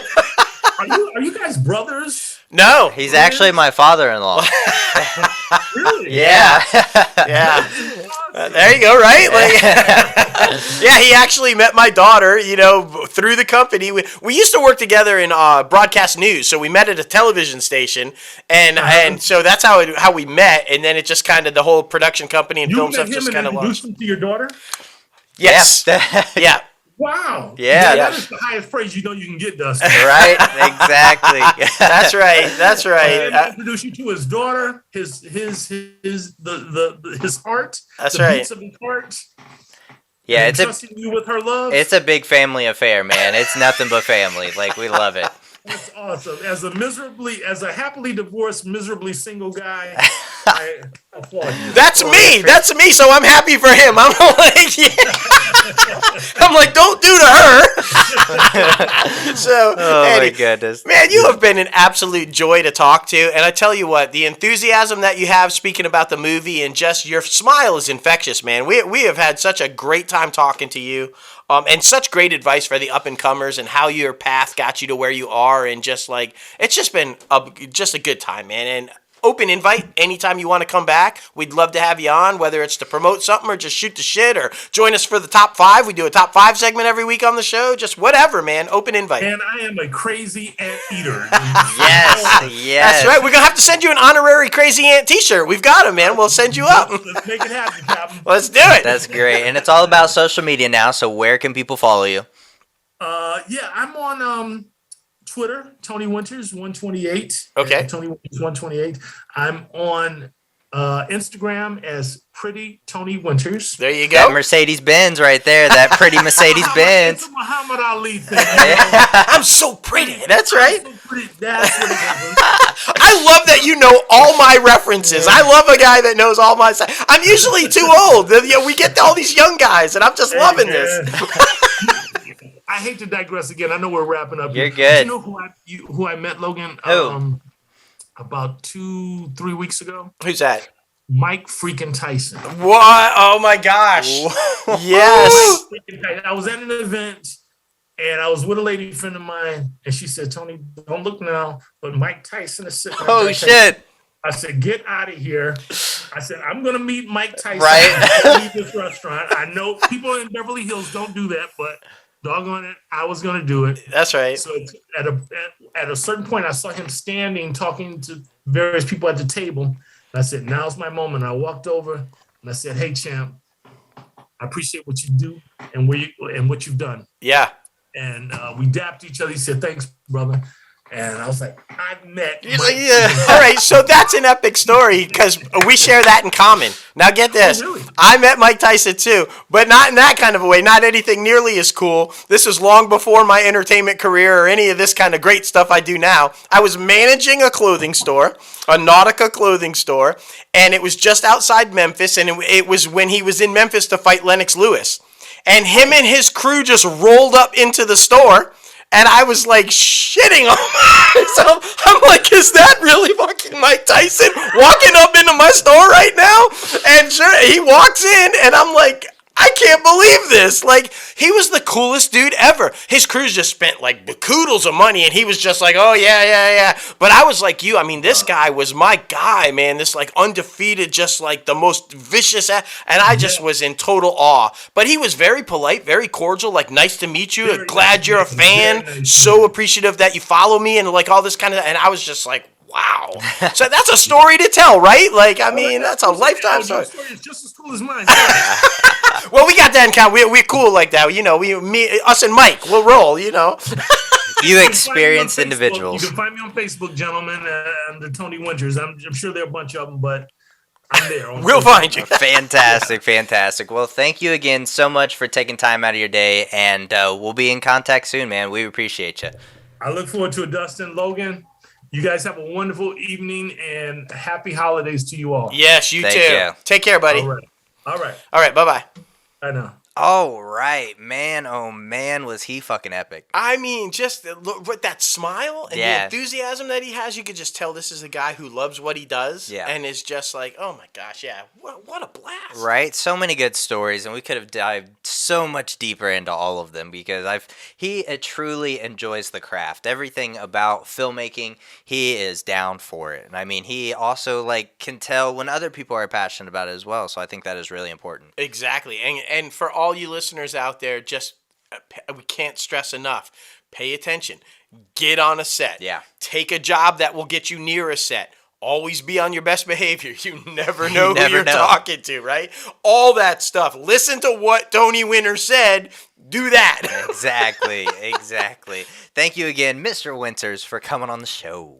Alrighty, mates. It is now time for the top 5 segment. Did we go down under all of a sudden? We went down under. All right, okay. Okay, so the top 5 this week is non-crime documentaries. And yeah. damn it, man. What? Jason. I watch documentaries for fucking murder porn. I know, okay? true crime documentaries are like the thing. But no, our producer says documentaries non-crime. Yeah. You know how hard this was, guys? But we did it, and I think we made good choices. We made it work, man. All right. We really made it work. So number 5 for me was like huge about a year ago, freaking with all the stuff happened in the pandemic. We were glued to our phones. So Netflix put out this documentary called The Social Dilemma to show us how social media platforms and social media companies actually target us to get more attracted to these platforms and stay so entrenched on our phones, and how they also calculate that algorithm to how we're going to live our lives, basically. It's kind of terrifying when you like go deep into it and watch it. But that's why we use it for company and personal. It doesn't matter how many likes you get. It doesn't matter how many people view your videos or anything like that.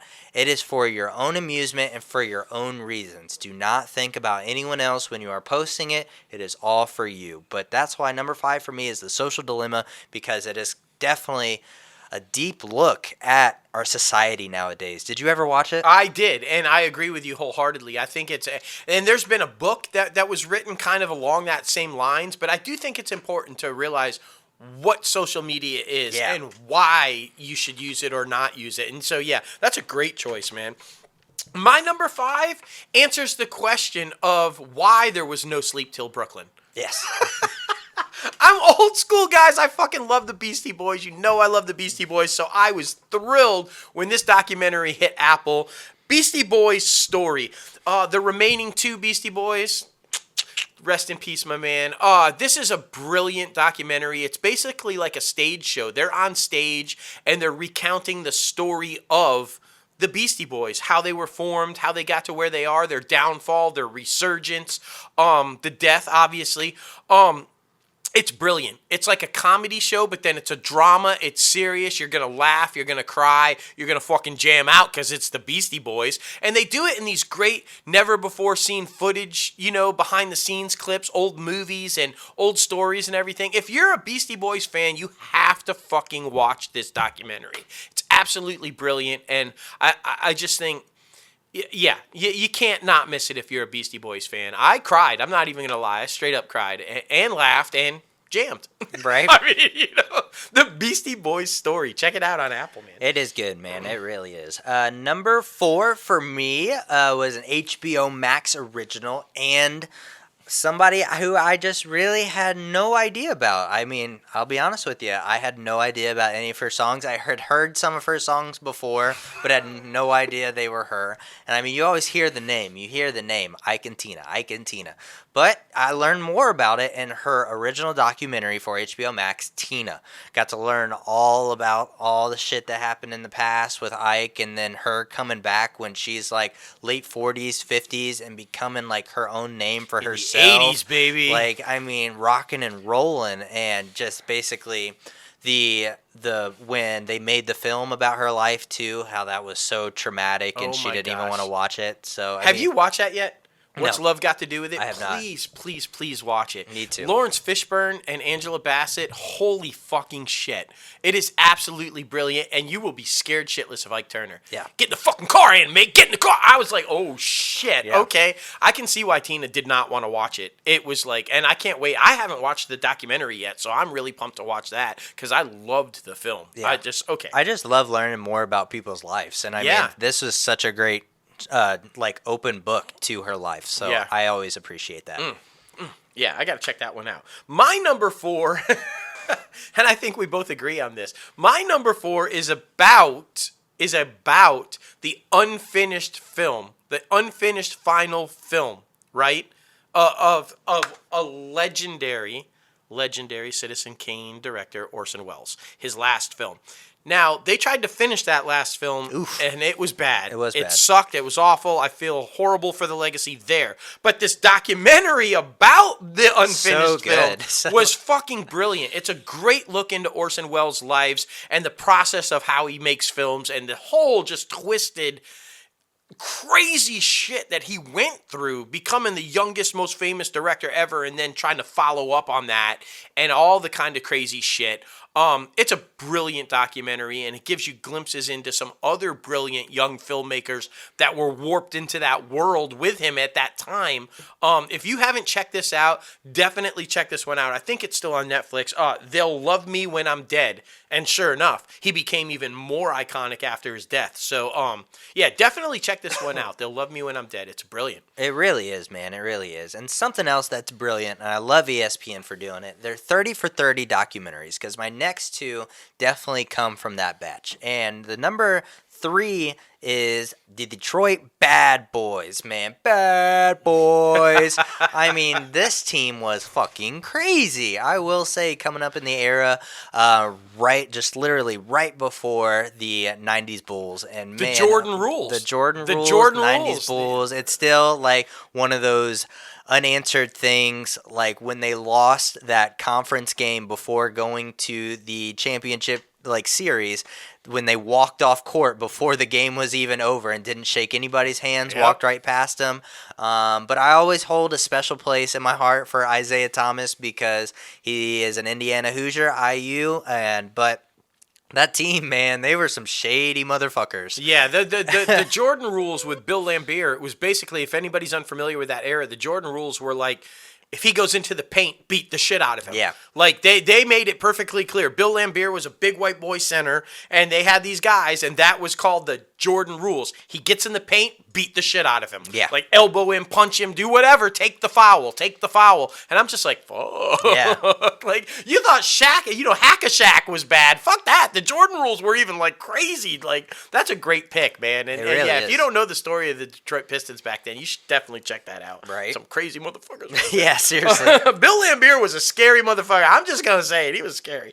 My number 3, because I'm old as dirt and I love these guys anyway, and I was there for the disco era and then the end of the disco era and all the brilliance of these guys. But this documentary, so many things that I did. I had no fucking idea that Barry Gibb wrote Islands in the Stream for Kenny Rogers and Dolly Parton. Right. Like, what the fuck? But I learned that with this, my number 3 pick, and it is called The Bee Gees, How Can You Mend a Broken Heart, which, by the way, one of their huge songs, obviously. But it tells the story of the brothers Gibb and how the Bee Gees phenomena happened. You know, they didn't start off with that high voice singing stuff. That came when they were starting to lose sales and they weren't hitting and everything, and he was just trying something new, and then they realized, what the fuck, that sounds pretty fun, and then it just boom, capitalized on it.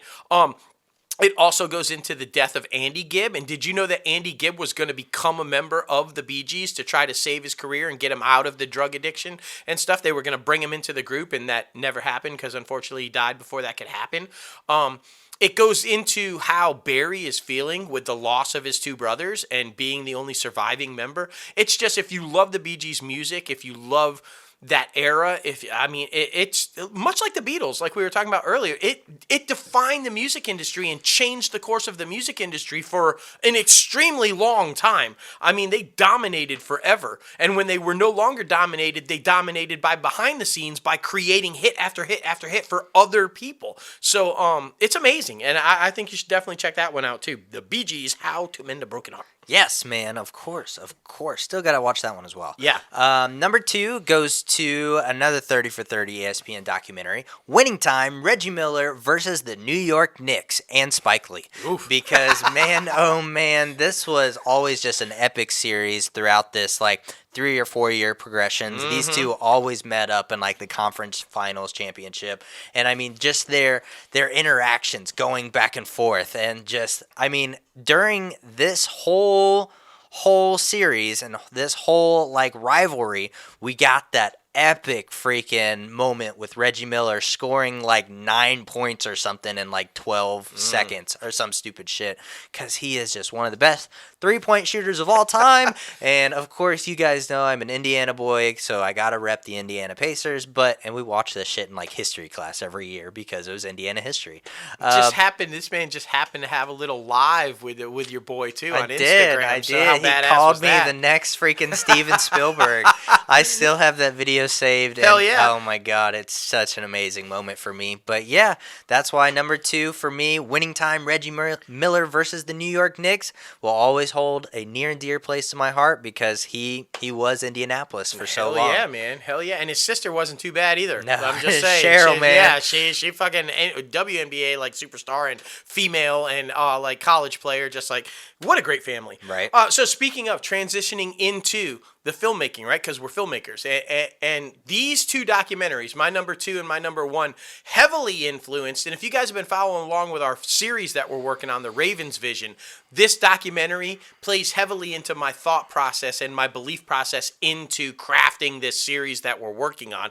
It's from way back 2003. Way back. But that is a while ago. Way back. You know, it's called A Decade Under the Influence. Now, what this is about, the decade of the 70s and the storyteller. And it highlights filmmakers that came up through that era, like Dennis Hopper and Martin Scorsese and Peter Bogdanovich and so many legends in that era that like recrafted the new age of Hollywood, where it was more about storytelling and more about, and as you guys know, that's like a big thing and on my side of the Ravens vision. And these guys were just like, they changed the game, man. Peter Bogdanovich and Scorsese and just like Francis Ford Coppola and Dennis Hopper, man. You go back and you watch any films from that era. And that's what I was teasing earlier, too, about the Orson Welles one. Bogdanovich and everything were like around that era. Citizen Kane and like, they were up and comers underneath Orson Welles. It's a brilliant documentary. If you really love old school filmmaking and storytelling and the way it should be done, watch that documentary. It's called A Decade Under the Influence. Brilliant. Very good, man. Very good. And before heading over to my number 1 pick, which is an Oscar winner, by the way, we got to mention Side by Side with Keanu Reeves, comparing digital filmmaking with filmmaking. And man, oh man, just amazing. You had the Steven Spielbergs and the Christopher Nolans and Martin Scorsese's all comparing all these different types of filmmaking. You get deep into like the technology of how it is all done in Hollywood. And it was just absolutely worth it, especially if you're very interested in the entertainment world like we are. So if you haven't seen that one, Side by Side. Great minds, because that was totally my honorable mention to be put on the list too. I almost put it there too because it's so good. Definitely check. And it's not what you would expect from Keanu Reeves. Like, but it's really fucking fantastic. Agreed, man. Agreed. But my number 1 goes to My Octopus Teacher.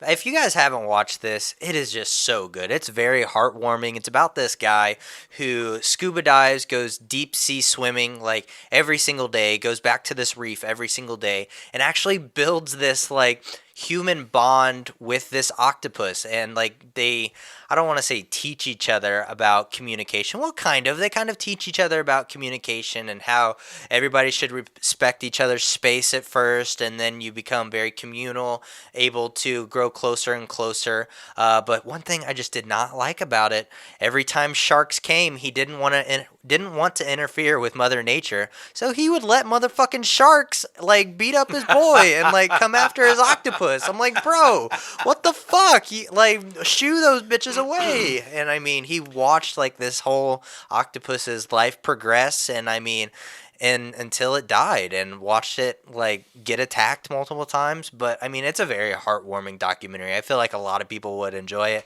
So that's why number 1 Oscar winner, My Octopus Teacher. Go check it out on Netflix. Damn, yeah, that's a good. I haven't watched that. I've got to check that out. Now I definitely want to check that out. Wow, I know, me too. I've been raspy all show.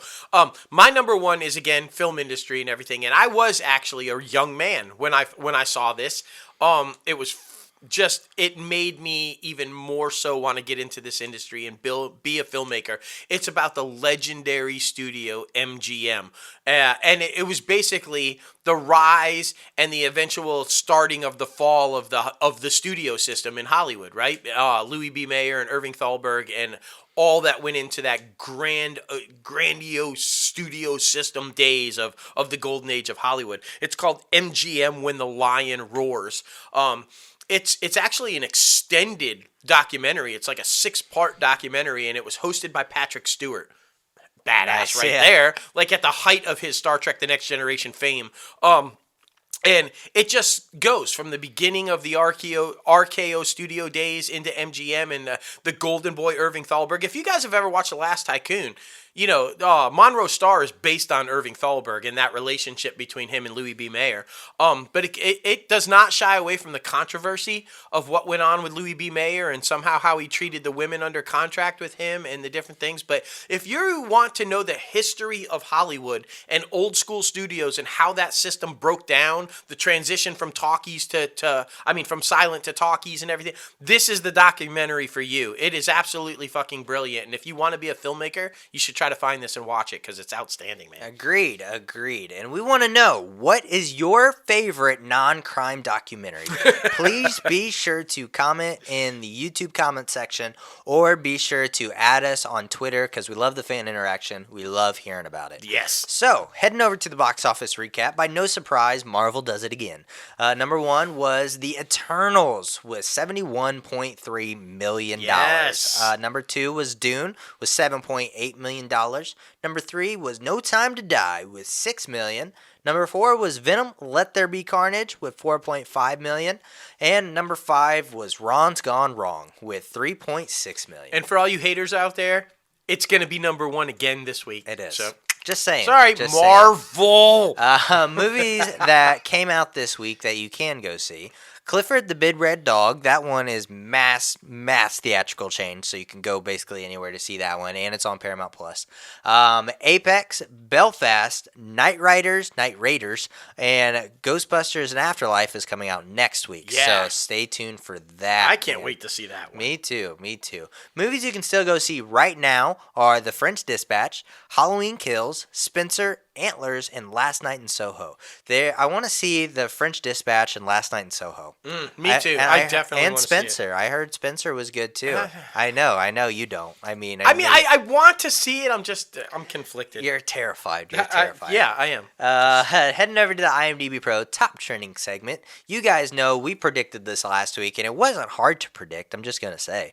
The top trending movie is The Eternals. Yeah, Everybody's talking about it. And of course, with Disney Plus Day, Marvel everywhere. So, just wait 45 days. It's going to be on Disney Plus. It's fine. Yes. Top trending TV show is still You. Everybody's talking about that shit. Still looking in their closets to make sure no creepy boyfriends are looking at them.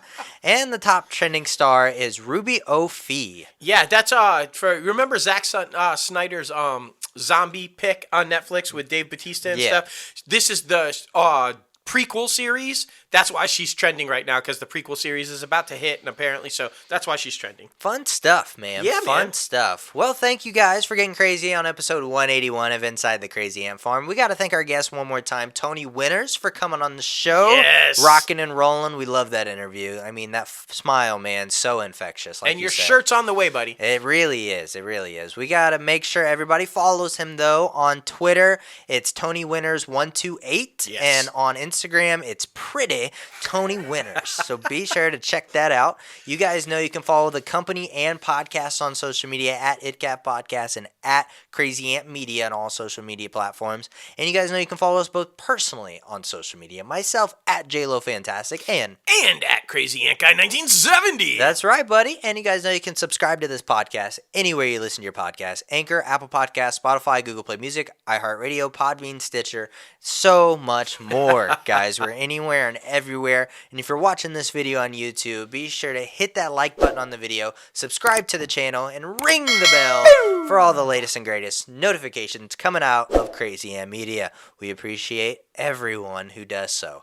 And be sure to visit our website, www.crazyantmedia.com, where you can start rocking the latest and greatest Crazy Ant Media gear. Like we said, be sure to be following our accounts so you can know when the promos are, where you can put the things underneath the Christmas tree. We're going to have teddy bears here, so soon, I'm guys. serious, guys. You can deck the halls with all Crazy Ant stuff. You can get you a Crazy Ant Christmas t-shirt. You can get a Santa hat. Yes. Like, there's so much stuff. It's so exciting. So freaking exciting. Head over to our website now, crazyantmedia.com. Start rocking it. And, I mean, it's time. It's time to reflect on the show. It was so great. I felt like it was just so good. Obviously, talking about all of the Disney Plus Day stuff. Seriously. Come on now. I'm most excited for Moon Knight and Obi-Wan. Those things, I'm just like, oh my god.